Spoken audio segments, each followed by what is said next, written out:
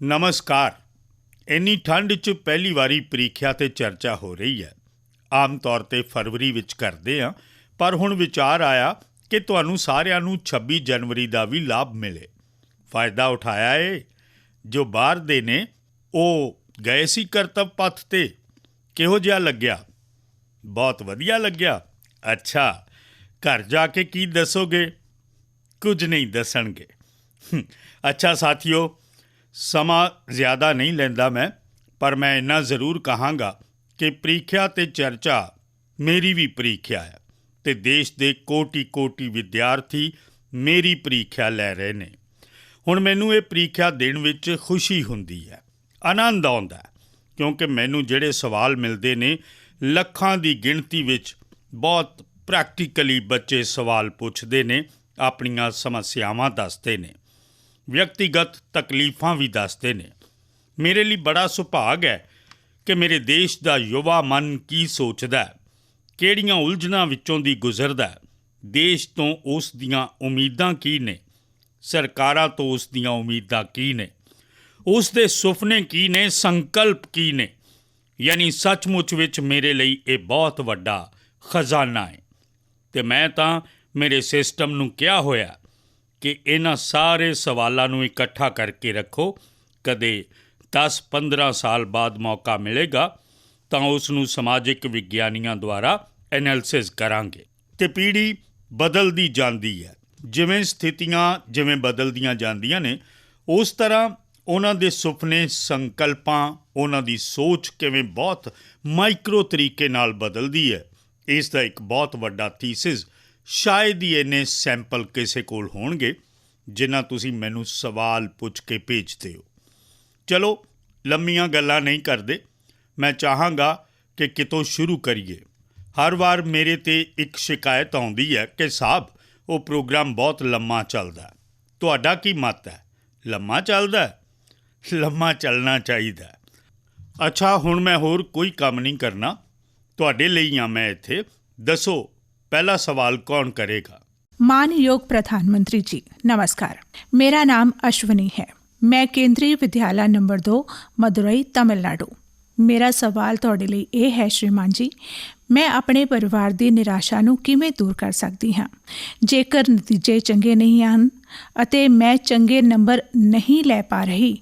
ਇੱਕ ਚੰਗਾ ਵਿਦਿਆਰਥੀ ਹੋਣਾ ਕੋਈ ਆਸਾਨ ਕੰਮ ਨਹੀਂ ਹੈ। ਦੂਜਿਆਂ ਦੀਆਂ ਉਮੀਦਾਂ ਇੰਨੀਆਂ ਜ਼ਿਆਦਾ ਉੱਚੀਆਂ ਹੁੰਦੀਆਂ ਹਨ ਕਿ ਜੋ ਵਿਅਕਤੀ ਇਮਤਿਹਾਨ ਦੇ ਰਿਹਾ ਹੈ ਉਹ ਬਹੁਤ ਜ਼ਿਆਦਾ ਤਣਾਅ ਵਿੱਚ ਆ ਜਾਂਦਾ ਹੈ। ਅੱਜ ਦੇ ਦਿਨਾਂ ਵਿੱਚ ਇਹ ਵਿਦਿਆਰਥੀਆਂ ਲਈ ਹੱਥ ਕੱਟਣਾ ਅਤੇ ਚਿੜਚਿੜੇ ਹੋਣਾ ਆਮ ਗੱਲ ਹੈ ਅਤੇ ਕੋਈ ਵੀ ਅਜਿਹਾ ਨਹੀਂ ਹੈ ਜੋ ਉਹਨਾਂ ਦੀਆਂ ਭਾਵਨਾਵਾਂ 'ਤੇ ਭਰੋਸਾ ਕਰ ਸਕੇ। ਕਿਰਪਾ ਕਰਕੇ ਮੈਨੂੰ ਇਸ ਵਿਸ਼ੇ 'ਤੇ ਚਾਨਣਾ ਜ਼ਰੂਰ ਪਾਓ। ਧੰਨਵਾਦ। ਮਾਨਯੋਗ ਪ੍ਰਧਾਨ ਮੰਤਰੀ ਜੀ, ਮੈਂ ਨਵਤੇਜ ਦਾਗੁਰ, ਮੈਂ ਕੇਂਦਰੀ ਵਿਦਿਆਲਿਆ ਪ੍ਰੀਤਮਪੁਰਾ ਦਿੱਲੀ ਦਾ ਵਿਦਿਆਰਥੀ ਹਾਂ।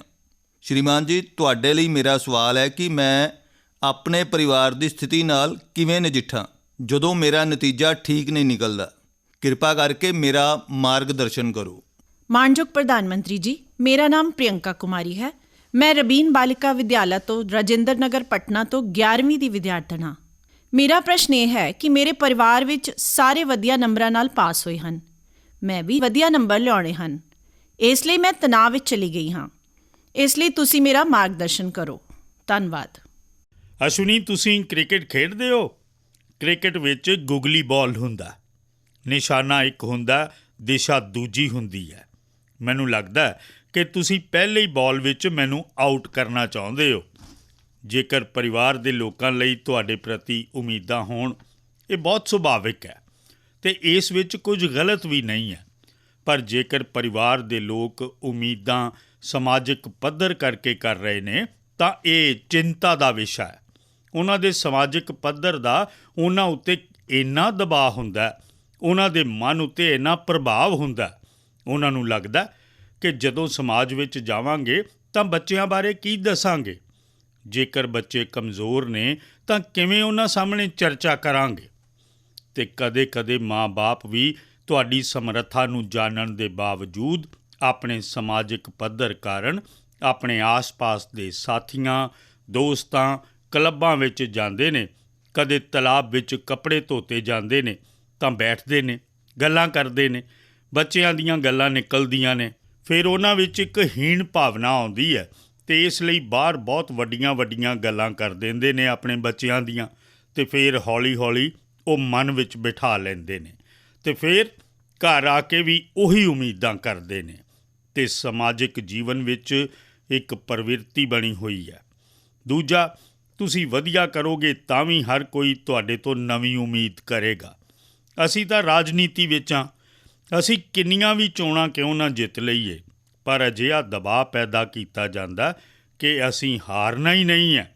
200 ਨੰਬਰ ਲਿਆਏ ਹਾਂ ਤਾਂ ਕਹਿਣਗੇ 250 ਕਿਉਂ ਨਹੀਂ ਲਿਆਏ, 250 ਲਿਆਏ ਹਾਂ ਤਾਂ 300 ਕਿਉਂ ਨਹੀਂ ਲਿਆਏ, 300 ਲਿਆਏ ਤਾਂ 350 ਕਿਉਂ ਨਹੀਂ ਲਿਆਏ।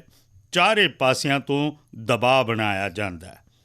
ਪਰ ਕੀ ਇਹਨਾਂ ਦਬਾਵਾਂ ਤੋਂ ਦੱਬਣਾ ਚਾਹੀਦਾ?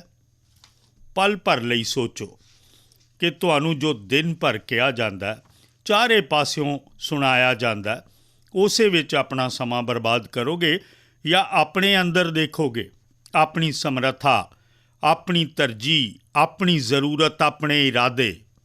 ਥੋੜ੍ਹਾ ਉਮੀਦਾਂ ਨੂੰ ਉਹਨਾਂ ਨਾਲ ਜੋੜੋ। ਤੁਸੀਂ ਕਦੇ ਕ੍ਰਿਕਟ ਮੈਚ ਦੇਖਣ ਗਏ ਹੋਵੋਗੇ ਤਾਂ ਤੁਸੀਂ ਦੇਖਿਆ ਹੋਵੇਗਾ ਕਿ ਕੁਝ ਬੈਟਸਮੈਨ ਖੇਡਣ ਲਈ ਆਉਂਦੇ ਨੇ ਤਾਂ ਪੂਰਾ ਸਟੇਡੀਅਮ, ਹਜ਼ਾਰਾਂ ਲੋਕ ਹੁੰਦੇ ਨੇ ਸਟੇਡੀਅਮ 'ਚ, ਚਿਲਾਉਣਾ ਸ਼ੁਰੂ ਕਰ ਦਿੰਦੇ ਨੇ, ਚੌਕਾ ਚੌਕਾ ਚੌਕਾ, ਛੱਕਾ ਛੱਕਾ ਛੱਕਾ, ਸਿਕਸਰ।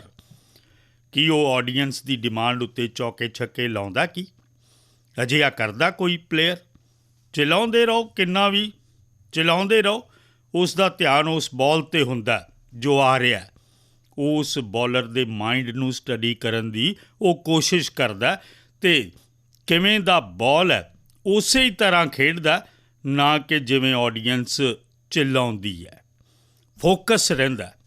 ਜੇਕਰ ਤੁਸੀਂ ਵੀ ਆਪਣੀ ਐਕਟੀਵਿਟੀ ਵਿੱਚ ਫੋਕਸ ਰੱਖਦੇ ਹੋ ਤਾਂ ਜੋ ਕੁਝ ਵੀ ਦਬਾਅ ਬਣਦਾ, ਉਮੀਦਾਂ ਬਣਦੀਆਂ ਨੇ, ਕਦੇ ਨਾ ਕਦੇ ਤੁਸੀਂ ਉਹਨਾਂ ਸੰਕਟਾਂ ਵਿੱਚੋਂ ਬਾਹਰ ਆ ਜਾਓਗੇ। ਅਤੇ ਇਸ ਲਈ ਮੇਰੀ ਤੁਹਾਡੇ ਲਈ ਬੇਨਤੀ ਹੋਏਗੀ ਕਿ ਤੁਸੀਂ ਦਬਾਅ ਦੇ ਦਬਾਅ ਵਿੱਚ ਨਾ ਰਹੋ। ਹਾਂ, ਕਦੇ ਕਦੇ ਦਬਾਅ ਨੂੰ ਪਰਖੋ। ਕਦੇ ਅਜਿਹਾ ਤਾਂ ਨਹੀਂ ਕਿ ਤੁਸੀਂ ਆਪਣੇ ਆਪ ਬਾਰੇ ਘੱਟ ਅਨੁਮਾਨ ਲਗਾ ਰਹੇ ਹੋ। ਤੁਹਾਡੀ ਸਮਰੱਥਾ ਬਹੁਤ ਹੈ, ਪਰ ਤੁਸੀਂ ਆਪ ਹੀ ਕੁਝ ਨਵਾਂ ਕਰਨ ਲਈ ਸੋਚਦੇ ਹੀ ਨਹੀਂ। ਤਾਂ ਕਦੇ ਕਦੇ ਅਜਿਹੀਆਂ ਉਮੀਦਾਂ ਤੁਹਾਡੀ ਬਹੁਤ ਵੱਡੀ ਤਾਕਤ ਬਣ ਜਾਂਦੀਆਂ ਨੇ, ਬੜੀ ਊਰਜਾ ਮਿਲਦੀ ਹੈ। ਅਤੇ ਇਸ ਲਈ ਉਮੀਦਾਂ, ਮਾਂ-ਬਾਪ ਨੇ ਕੀ ਕਰਨਾ? ਮੈਂ ਪਹਿਲਾਂ ਹੀ ਕਿਹਾ, ਸਮਾਜਿਕ ਦਬਾਅ ਵਿੱਚ ਮਾਂ-ਬਾਪ ਨੂੰ ਬੱਚਿਆਂ ਉੱਤੇ ਦਬਾਅ ਨਹੀਂ ਪਾਉਣਾ ਚਾਹੀਦਾ, ਪਰ ਬੱਚਿਆਂ ਨੂੰ ਆਪਣੀ ਸਮਰੱਥਾ ਤੋਂ ਘੱਟ ਵੀ ਆਪਣੇ ਆਪ ਨੂੰ ਨਹੀਂ ਆਂਕਣਾ ਚਾਹੀਦਾ। ਅਤੇ ਦੋਨਾਂ ਚੀਜ਼ਾਂ ਉੱਤੇ ਬਲ ਦਿਓਗੇ ਤਾਂ ਮੈਨੂੰ ਪੱਕਾ ਵਿਸ਼ਵਾਸ ਹੈ ਕਿ ਤੁਸੀਂ ਅਜਿਹੀਆਂ ਸਮੱਸਿਆਵਾਂ ਨੂੰ ਬਹੁਤ ਆਰਾਮ ਨਾਲ ਸੁਲਝਾ ਲਓਗੇ। मानयोग प्रधानमंत्री जी नमस्कार। मेरा नाम आरुषि ठाकुर है। मैं केंद्रीय विद्यालय बनीखेत डलहौजी ਜ਼ਿਲ੍ਹਾ ਚੰਬਾ ਦੇ 11ਵੀਂ ਦੀ ਵਿਦਿਆਰਥਣ ਹਾਂ। ਮਾਨਯੋਗ, ਮੇਰਾ ਤੁਹਾਡੇ ਲਈ ਇਹ ਸਵਾਲ ਹੈ ਕਿ ਪ੍ਰੀਖਿਆ ਦੇ ਦੌਰਾਨ ਜਿਹੜੀ ਗੱਲ ਮੈਨੂੰ ਸਭ ਤੋਂ ਜ਼ਿਆਦਾ ਪਰੇਸ਼ਾਨ ਕਰਦੀ ਹੈ ਉਹ ਇਹ ਹੈ ਕਿ ਮੈਂ ਪੜ੍ਹਾਈ ਕਿੱਥੋਂ ਸ਼ੁਰੂ ਕਰਾਂ। ਮੈਨੂੰ ਹਮੇਸ਼ਾ ਲੱਗਦਾ ਹੈ ਕਿ ਮੈਂ ਸਭ ਕੁਝ ਭੁੱਲ ਗਈ ਹਾਂ ਅਤੇ ਮੈਂ ਇਸ ਦੇ ਹੀ ਬਾਰੇ ਸੋਚਦੀ ਰਹਿੰਦੀ ਹਾਂ, ਜੋ ਮੈਨੂੰ ਬਹੁਤ ਤਣਾਅ ਦਿੰਦਾ ਹੈ। ਕਿਰਪਾ ਕਰਕੇ ਮਾਰਗਦਰਸ਼ਨ ਕਰੋ। ਧੰਨਵਾਦ। मानयोग प्रधानमंत्री जी नमस्कार। मेरा नाम अदिति देवान है। मैं कृष्णा पब्लिक स्कूल रायपुर छत्तीसगढ़ ਵਿੱਚ ਜਮਾਤ 12ਵੀਂ ਦੀ ਵਿਦਿਆਰਥਣ ਹਾਂ। ਮੇਰਾ ਤੁਹਾਡੇ ਲਈ ਇਹ ਪ੍ਰਸ਼ਨ ਹੈ ਕਿ ਮੈਂ ਇਸ ਗੱਲ ਤੋਂ ਚਿੰਤਾ ਵਿੱਚ ਰਹਿੰਦੀ ਹਾਂ ਕਿ ਮੈਂ ਬਹੁਤ ਕੁਝ ਕਰਨਾ ਹੈ ਪਰ ਅਖੀਰ ਤੱਕ ਮੈਂ ਕੁਝ ਵੀ ਨਹੀਂ ਕਰ ਪਾਉਂਦੀ, ਕਿਉਂਕਿ ਮੇਰੇ ਕੋਲ ਬਹੁਤ ਸਾਰੇ ਕੰਮ ਹੁੰਦੇ ਹਨ।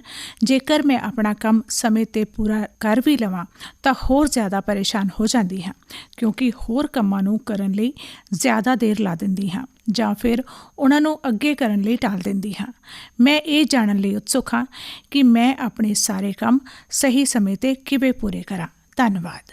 ਦੇਖੋ, ਸਿਰਫ ਪ੍ਰੀਖਿਆ ਲਈ ਹੀ ਨਹੀਂ, ਉਂਝ ਵੀ ਜੀਵਨ ਵਿੱਚ ਟਾਈਮ ਮੈਨੇਜਮੈਂਟ ਦੇ ਪ੍ਰਤੀ ਜਾਗਰੂਕ ਰਹਿਣਾ ਚਾਹੀਦਾ। ਪ੍ਰੀਖਿਆ ਅਤੇ ਨਹੀਂ ਪ੍ਰੀਖਿਆ, ਤੁਸੀਂ ਦੇਖਿਆ ਹੋਵੇਗਾ ਕਿ ਕੰਮ ਦਾ ਢੇਰ ਕਿਉਂ ਹੋ ਜਾਂਦਾ। ਕੰਮ ਦਾ ਢੇਰ ਇਸ ਲਈ ਹੋ ਜਾਂਦਾ ਕਿ ਸਮੇਂ ਉੱਤੇ ਉਸ ਨੂੰ ਨਹੀਂ ਕੀਤਾ ਅਤੇ ਕੰਮ ਕਰਨ ਦੀ ਕਦੇ ਥਕਾਨ ਨਹੀਂ ਹੁੰਦੀ ਸੀ। ਕੰਮ ਕਰਨ ਦਾ ਸੰਤੋਸ਼ ਹੁੰਦਾ। ਕੰਮ ਨਾ ਕਰਨ ਨਾਲ ਥਕਾਨ ਹੁੰਦੀ ਹੈ। ਸਾਹਮਣੇ ਦਿਖਦਾ ਹੈ, ਅਰੇ ਇੰਨਾ ਸਾਰਾ ਕੰਮ, ਉਸੇ ਦੀ ਥਕਾਨ ਲੱਗਦੀ ਹੈ। ਕਰਨਾ ਸ਼ੁਰੂ ਕਰੋ। ਦੂਜਾ, ਤੁਸੀਂ ਉਦੋਂ ਹੀ ਕਾਗਜ਼ ਤੇ ਪੈਨ ਪੈਨਸਿਲ ਲੈ ਕੇ ਆਪਣੀ ਡਾਇਰੀ 'ਤੇ ਲਿਖੋ। 1 ਹਫ਼ਤੇ ਭਰ ਤੁਸੀਂ ਨੋਟ ਕਰੋ ਕਿ ਤੁਸੀਂ ਆਪਣਾ ਸਮਾਂ ਕਿੱਥੇ ਬਿਤਾਉਂਦੇ ਹੋ। ਜੇਕਰ ਪੜ੍ਹਾਈ ਵੀ ਕਰਦੇ ਹੋ ਤਾਂ ਕਿੰਨਾ ਸਮਾਂ ਕਿਹੜੇ ਵਿਸ਼ੇ ਨੂੰ ਦਿੰਦੇ ਹੋ, ਅਤੇ ਉਸ ਵਿੱਚ ਵੀ ਸ਼ਾਰਟਕੱਟ ਲੱਭਦੇ ਹੋ ਜਾਂ ਬੇਸਿਕਸ ਵਿੱਚ ਜਾਂਦੇ ਹੋ, ਬਾਰੀਕੀਆਂ ਵਿੱਚ ਜਾਂਦੇ ਹੋ। ਥੋੜ੍ਹਾ ਆਪਣਾ ਇੱਕ ਐਨਾਲਿਸਿਸ ਕਰੋ।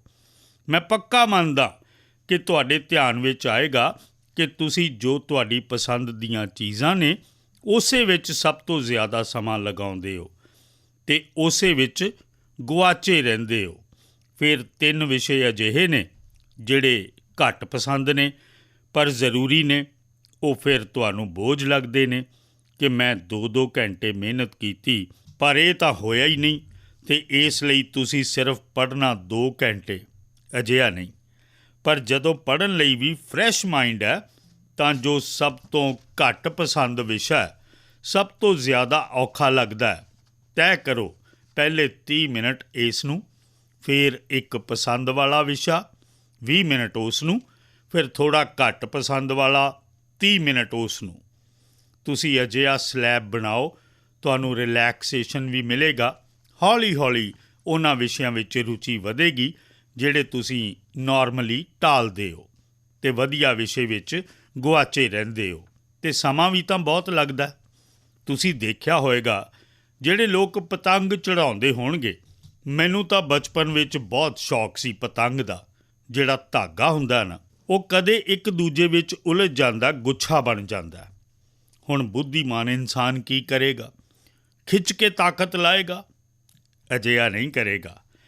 ਉਹ ਹੌਲੀ ਜਿਹੇ ਇੱਕ ਤਾਰ ਨੂੰ ਫੜਨ ਦੀ ਕੋਸ਼ਿਸ਼ ਕਰੇਗਾ ਕਿ ਖੁੱਲ੍ਹਣ ਦਾ ਰਾਹ ਕਿੱਥੇ ਹੈ, ਅਤੇ ਫਿਰ ਹੌਲੀ ਹੌਲੀ ਖੋਲ੍ਹੇਗਾ ਤਾਂ ਇੰਨਾ ਵੱਡਾ ਗੁੱਛਾ ਵੀ ਆਰਾਮ ਨਾਲ ਖੁੱਲ੍ਹ ਜਾਏਗਾ ਅਤੇ ਸਾਰਾ ਧਾਗਾ ਇੱਕ ਜਿਹੋ ਜਿਹੀ ਜ਼ਰੂਰਤ ਹੈ ਉਸ ਦੇ ਹੱਥ ਲੱਗ ਜਾਏਗਾ। ਅਸੀਂ ਵੀ ਉਸ ਵਿੱਚ ਜ਼ੋਰ ਜ਼ਬਰਦਸਤੀ ਨਹੀਂ ਕਰਨੀ ਹੈ, ਆਰਾਮ ਨਾਲ ਸਲਿਊਸ਼ਨ ਕੱਢਣਾ, ਅਤੇ ਆਰਾਮ ਨਾਲ ਜੇਕਰ ਸਲਿਊਸ਼ਨ ਕੱਢਾਂਗੇ ਤਾਂ ਮੈਨੂੰ ਪੱਕਾ ਵਿਸ਼ਵਾਸ ਹੈ ਕਿ ਤੁਸੀਂ ਉਸ ਨੂੰ ਵਧੀਆ ਢੰਗ ਨਾਲ ਕਰੋਗੇ। ਦੂਜਾ, ਤੁਸੀਂ ਕਦੇ ਘਰ ਵਿੱਚ ਆਪਣੀ ਮਾਂ ਦੇ ਕੰਮ ਨੂੰ ਓਬਜ਼ਰਵ ਕੀਤਾ?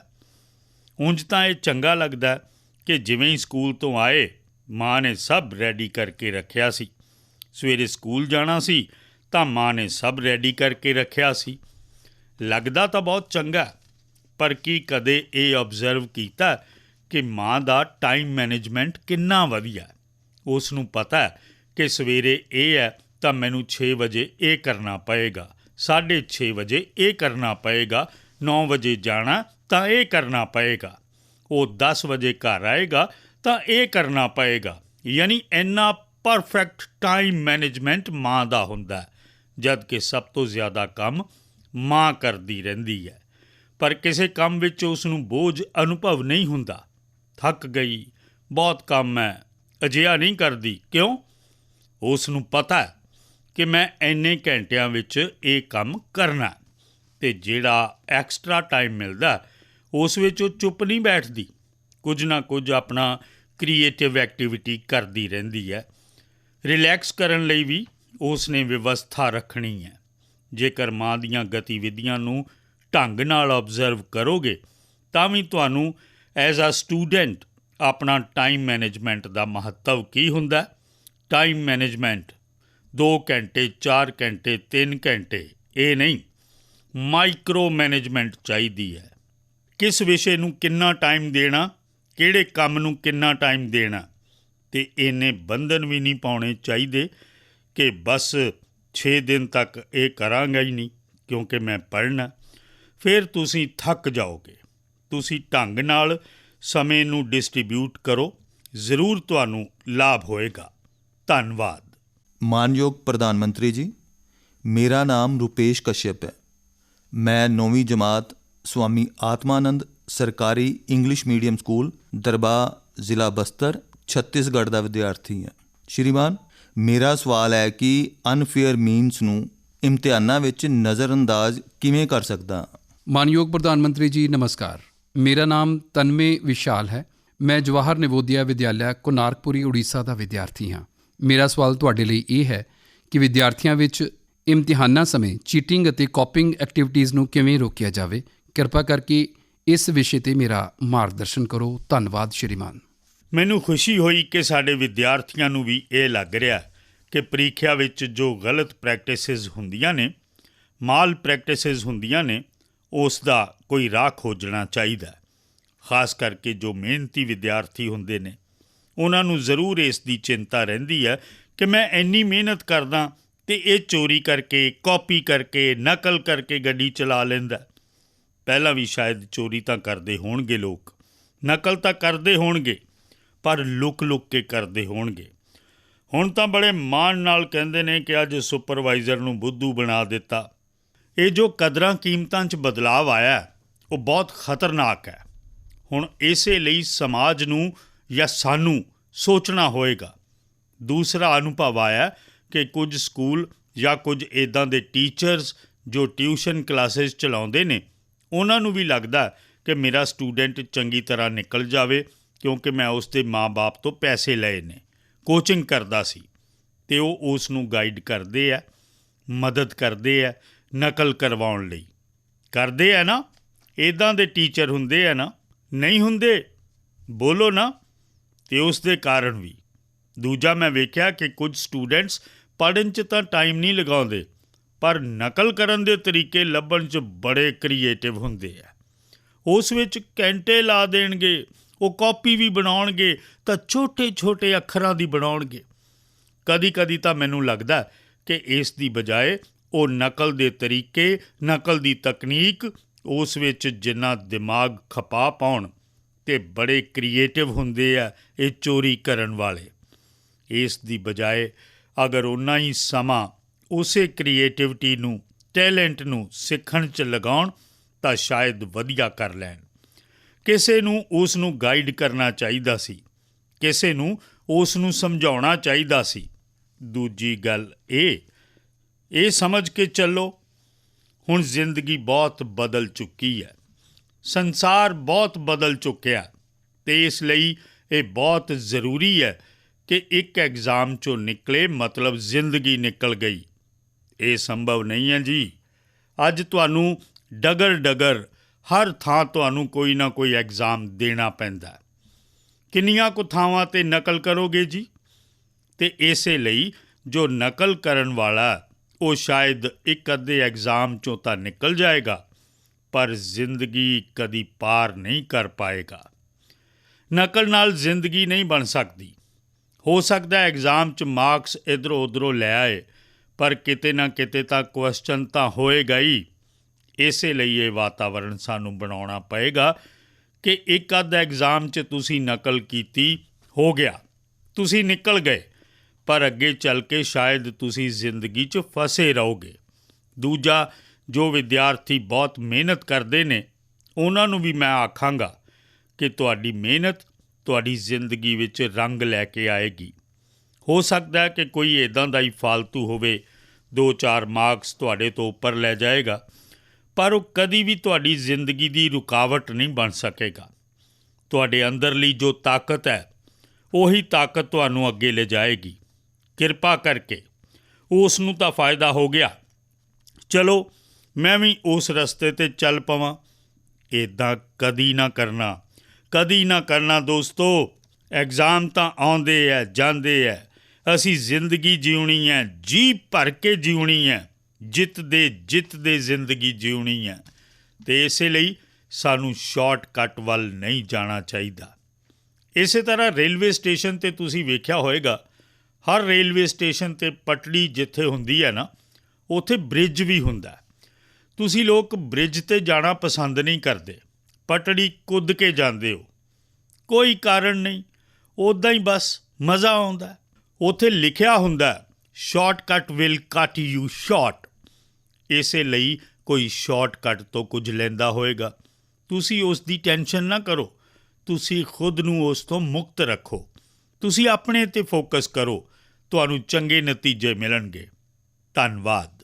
ਸਤਿਕਾਰਯੋਗ ਪ੍ਰਧਾਨ ਮੰਤਰੀ ਜੀ, ਮੇਰਾ ਨਾਮ ਸੂਜਲ ਹੈ। ਮੈਂ 9ਵੀਂ ਜਮਾਤ ਵਿੱਚ ਕੇਂਦਰੀ ਵਿਦਿਆਲਿਆ ਦੀ ਹਾਂ। ਮੇਰਾ ਪ੍ਰਸ਼ਨ ਹੈ ਕਿ ਹਾਰਡ ਵਰਕ ਤੇ ਸਮਾਰਟ ਵਰਕ 'ਚੋਂ ਕਿਹੜਾ ਕੰਮ ਜ਼ਰੂਰੀ ਹੈ? ਕੀ ਚੰਗੇ ਨਤੀਜਿਆਂ ਲਈ ਦੋਨੋਂ ਜ਼ਰੂਰੀ ਹਨ? ਕਿਰਪਾ ਕਰਕੇ ਆਪਣਾ ਮਾਰਗਦਰਸ਼ਨ ਦੇਵੋ। ਧੰਨਵਾਦ ਸ਼੍ਰੀਮਾਨ। ਤੁਸੀਂ ਬਚਪਨ 'ਚ ਇੱਕ ਕਹਾਣੀ ਪੜ੍ਹੀ ਹੋਏਗੀ, ਸਾਰਿਆਂ ਨੇ ਜ਼ਰੂਰ ਪੜ੍ਹੀ ਹੋਏਗੀ, ਤੇ ਇਸ ਤੋਂ ਅੰਦਾਜ਼ਾ ਲਗਾ ਸਕਦੇ ਹੋ ਸਮਾਰਟ ਵਰਕ ਕੀ ਹੁੰਦਾ ਤੇ ਹਾਰਡ ਵਰਕ ਕੀ ਹੁੰਦਾ। ਅਸੀਂ ਬਚਪਨ 'ਚ ਸੀ ਤੇ ਇੱਕ ਕਹਾਣੀ ਸੁਣਾਉਂਦੇ ਸੀ। ਇੱਕ ਘੜੇ 'ਚ ਪਾਣੀ ਸੀ, ਪਾਣੀ ਜ਼ਰਾ ਨੀਵਾਂ ਸੀ। ਇੱਕ ਕਾਂ ਪਾਣੀ ਪੀਣਾ ਚਾਹੁੰਦਾ ਸੀ, ਪਰ ਅੰਦਰ ਉਹ ਪਹੁੰਚ ਨਹੀਂ ਪਾਉਂਦਾ ਸੀ। ਤਾਂ ਉਸ ਕਾਂ ਨੇ ਛੋਟੇ-ਛੋਟੇ ਕੰਕਰ ਚੁੱਕ ਕੇ ਉਸ ਘੜੇ 'ਚ ਪਾਏ ਤੇ ਹੌਲੀ-ਹੌਲੀ ਪਾਣੀ ਉੱਪਰ ਆ ਗਿਆ। ਫਿਰ ਉਸਨੇ ਆਰਾਮ ਨਾਲ ਪਾਣੀ ਪੀਤਾ। ਸੁਣੀ ਹੈ ਇਹ ਕਹਾਣੀ? ਹੁਣ ਇਸ ਨੂੰ ਤੁਸੀਂ ਕੀ ਕਹੋਗੇ? ਹਾਰਡ ਵਰਕ ਕਹੋਗੇ ਜਾਂ ਸਮਾਰਟ ਵਰਕ ਕਹੋਗੇ?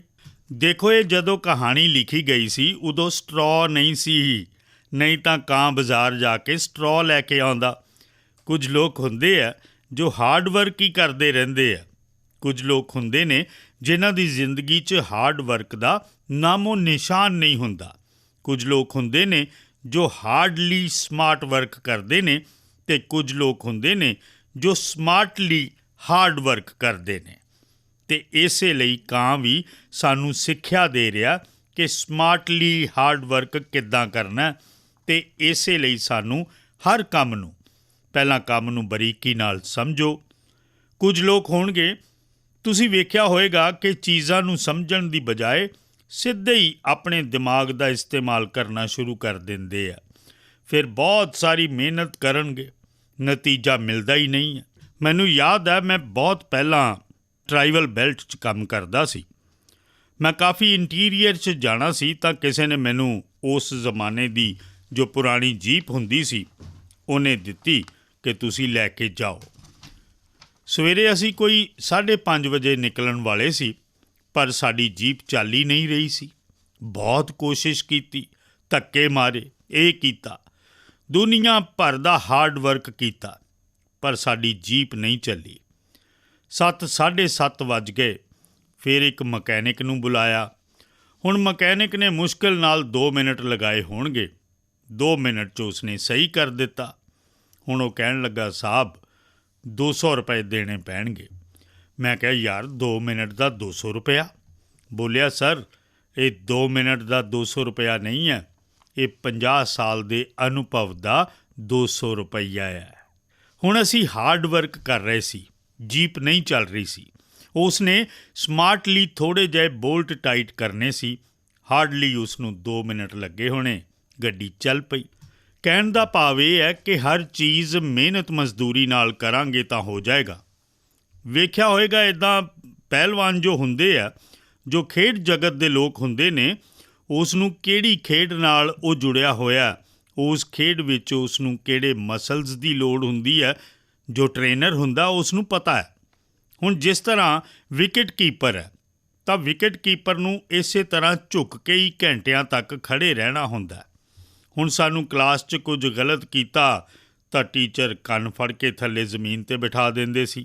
ਇੱਦਾਂ ਲੱਤਾਂ ਦੇ ਵਿੱਚੋਂ ਦੀ ਕੰਨ ਫੜਾ ਕੇ ਮੁਰਗਾ ਬਣਾ ਕੇ, ਤਾਂ ਕਿੰਨਾ ਦਰਦ ਹੁੰਦਾ ਕਿ ਨਹੀਂ ਹੁੰਦਾ? ਇੱਕ ਤਾਂ ਸਾਈਕੋਲੋਜੀਕਲ ਵੀ ਹੁੰਦਾ, ਫਿਜ਼ੀਕਲ ਵੀ ਹੁੰਦਾ ਕਿ ਪੈਰ ਇੱਦਾਂ ਕਰਕੇ ਕੰਨ ਫੜ ਕੇ ਬਹਿਣਾ ਹੁੰਦਾ, ਤਕਲੀਫ ਹੁੰਦੀ ਹੈ। ਪਰ ਜੋ ਵਿਕਟ ਕੀਪਰ ਹੁੰਦਾ ਨਾ, ਉਸ ਦੀ ਟ੍ਰੇਨਿੰਗ ਦਾ ਹਿੱਸਾ ਹੁੰਦਾ। ਉਸ ਨੂੰ ਘੰਟਿਆਂ ਤੱਕ ਇੱਦਾਂ ਖੜ੍ਹਾ ਰੱਖਦੇ ਨੇ ਤਾਂ ਜੋ ਹੌਲੀ-ਹੌਲੀ ਉਸ ਦੇ ਉਹ ਮਸਲ ਮਜ਼ਬੂਤ ਹੋ ਜਾਣ, ਤਾਂ ਜੋ ਉਹ ਵਿਕਟ ਕੀਪਰ ਦੇ ਨਾਤੇ ਚੰਗਾ ਕੰਮ ਕਰੇ। ਬੌਲਰ ਹੁੰਦਾ, ਉਸ ਨੂੰ ਉਸ ਤਰੀਕੇ ਦੀ ਲੋੜ ਨਹੀਂ, ਉਸ ਨੂੰ ਦੂਜੇ ਤਰੀਕੇ ਦੀ ਲੋੜ ਹੈ। ਉਸ ਨੂੰ ਉਹ ਕਰਵਾਉਂਦੇ ਨੇ, ਅਤੇ ਇਸੇ ਲਈ ਸਾਨੂੰ ਵੀ ਜਿਸ ਚੀਜ਼ ਦੀ ਜ਼ਰੂਰਤ ਹੈ ਉੱਥੇ ਹੀ ਫੋਕਸ ਕਰਨਾ ਚਾਹੀਦਾ ਜੋ ਸਾਡੇ ਲਈ ਲਾਭਦਾਇਕ ਹੋਏ। ਹਰ ਚੀਜ਼ ਪ੍ਰਾਪਤ ਕਰਨ ਦੀ ਕੋਸ਼ਿਸ਼ ਅਤੇ ਮਿਹਨਤ ਬਹੁਤ ਲੱਗੇਗੀ।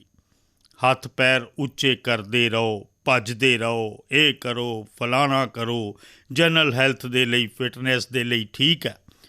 ਪਰ ਜੇ ਮੈਨੂੰ ਐਜੂਕੇਸ਼ਨ ਕਰਨੀ ਹੈ ਤਾਂ ਉਹ ਸਪੈਸੀਫਿਕ ਏਰੀਆ ਨੂੰ ਮੈਨੂੰ ਅਟੈਚ ਕਰਨਾ ਹੋਏਗਾ, ਅਤੇ ਇਹ ਜਿਸ ਨੂੰ ਸਮਝ ਹੁੰਦੀ ਹੈ ਉਹ ਨਤੀਜੇ ਵੀ ਦਿੰਦਾ।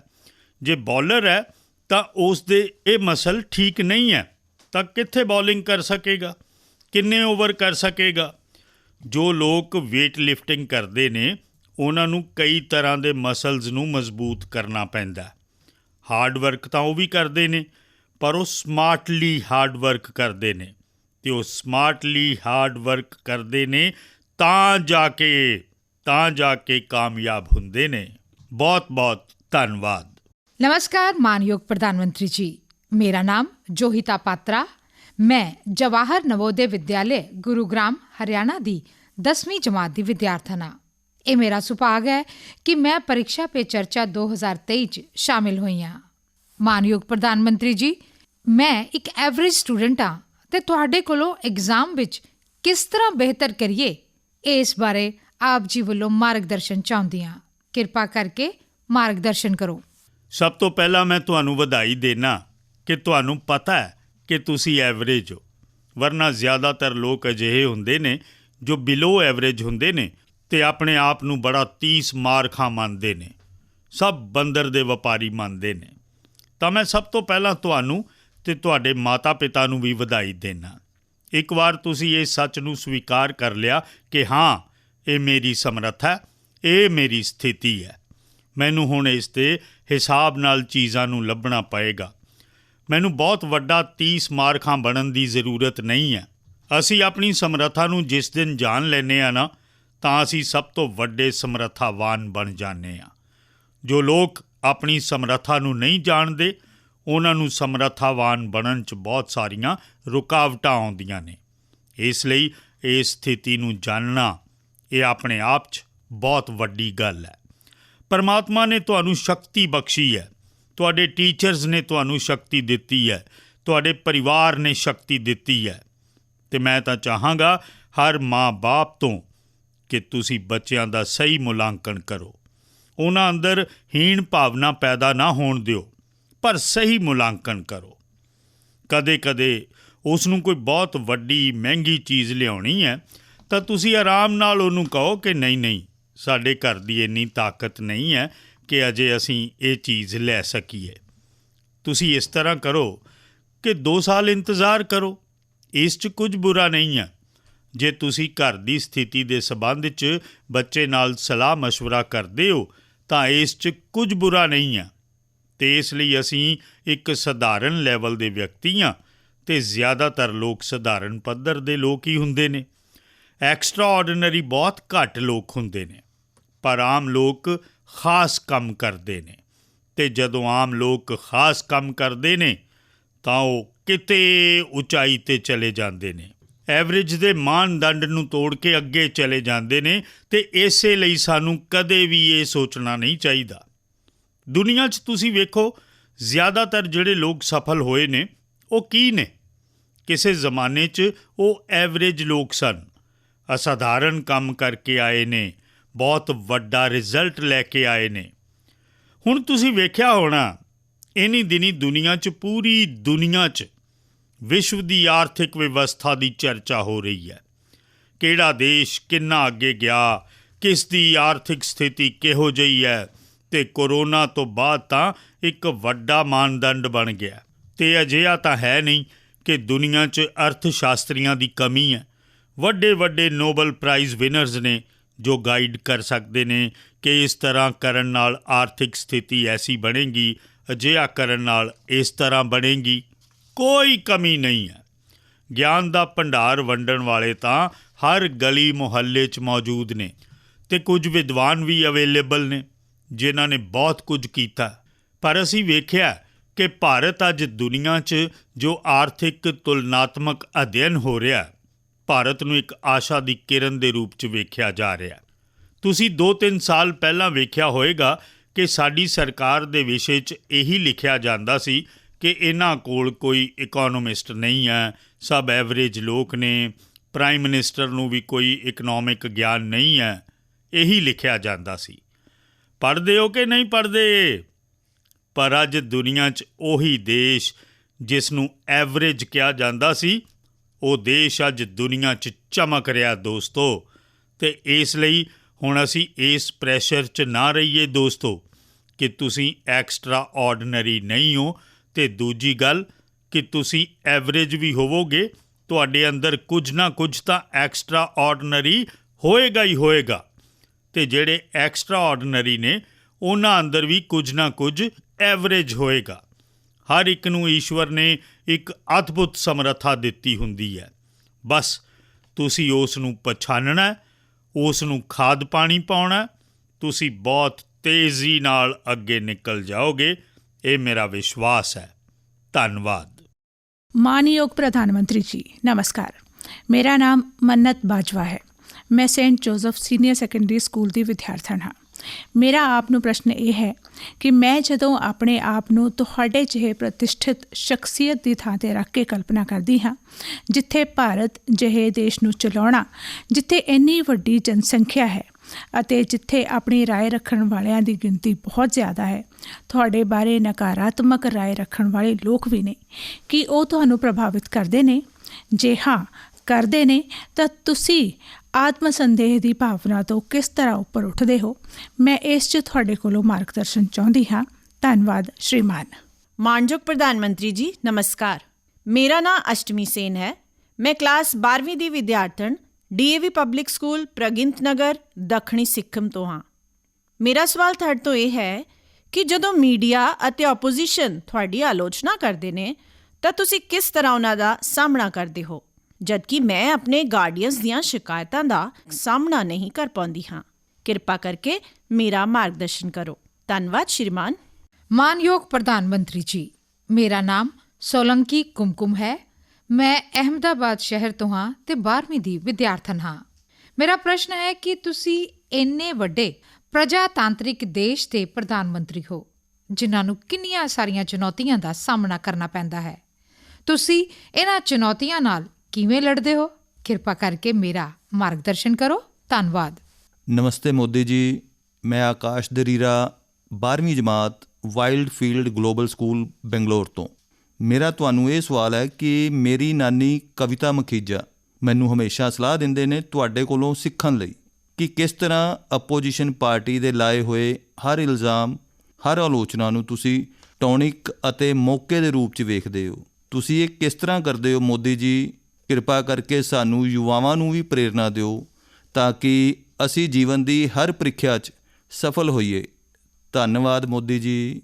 ਤੁਸੀਂ ਐਗਜ਼ਾਮ ਦਿੰਦੇ ਹੋ ਤੇ ਘਰ ਆ ਕੇ ਜਦੋਂ ਪਰਿਵਾਰ ਦੇ ਨਾਲ ਜਾਂ ਦੋਸਤਾਂ ਦੇ ਨਾਲ ਬੈਠਦੇ ਹੋ, ਕਦੇ ਟੀਚਰਸ ਨਾਲ ਨੇੜੇ ਹੋ ਤਾਂ ਉਹਨਾਂ ਦੇ ਲਾਗੇ ਬੈਠਦੇ ਹੋ ਤਾਂ ਕੋਈ ਸਵਾਲ ਦਾ ਜਵਾਬ ਠੀਕ ਨਹੀਂ ਆਇਆ ਤਾਂ ਤੁਹਾਡਾ ਪਹਿਲਾ ਰਿਐਕਸ਼ਨ ਹੁੰਦਾ ਕਿ ਆਊਟ ਆਫ ਸਿਲੇਬਸ ਸੀ।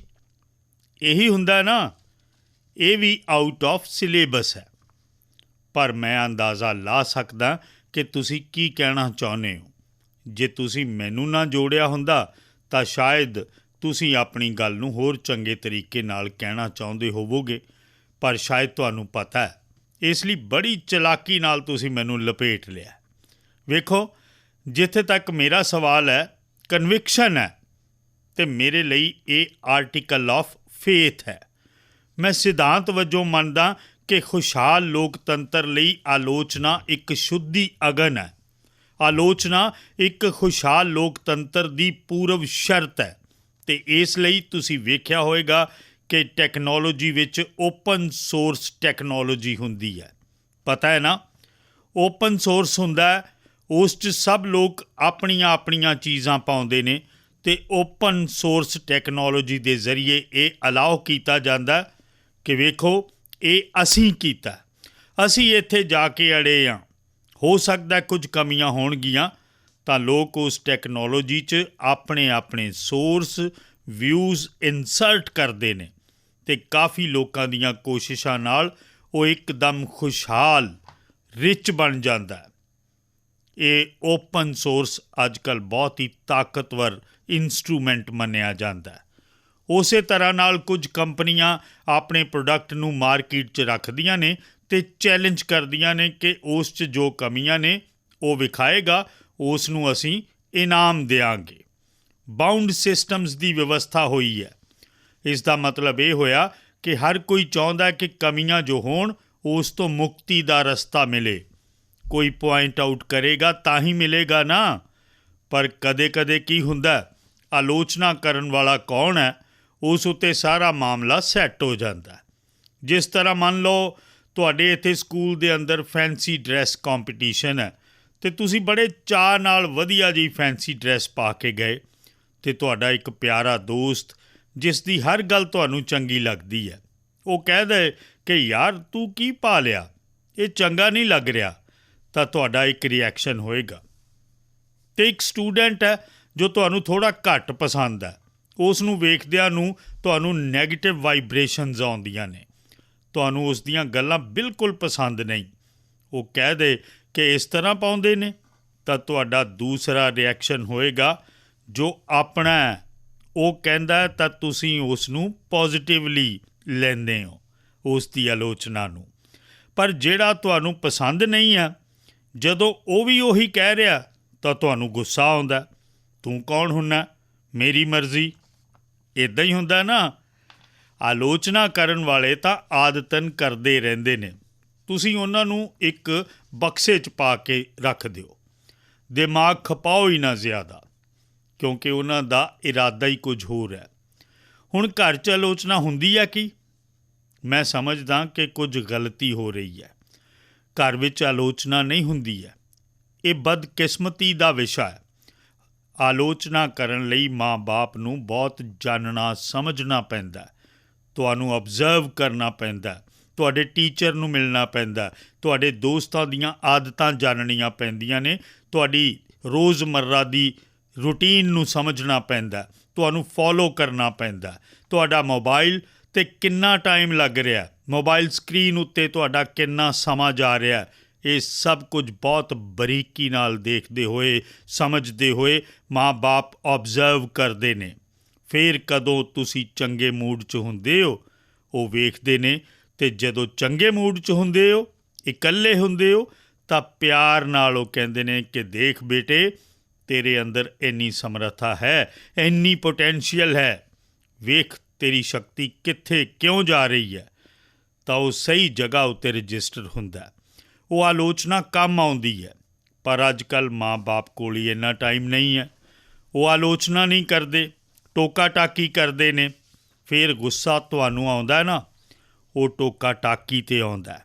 ਕੁਝ ਵੀ ਕਰੋ, ਖਾਣਾ ਖਾਣ ਬੈਠੇ ਹੋ ਬੋਲਣਗੇ, ਇਹ ਖਾਧਾ ਤਾਂ ਵੀ ਬੋਲਣਗੇ, ਨਹੀਂ ਖਾਧਾ ਤਾਂ ਵੀ ਬੋਲਣਗੇ, ਇਹੀ ਹੁੰਦਾ ਨਾ। ਵੇਖ ਲਓ ਅੱਜ ਤੁਹਾਡੇ ਮਾਂ-ਬਾਪ ਤੁਹਾਨੂੰ ਫੜਨਗੇ ਘਰ ਜਾ ਕੇ। ਟੋਕਾ ਟਾਕੀ ਜੋ ਹੈ ਉਹ ਆਲੋਚਨਾ ਨਹੀਂ ਹੈ।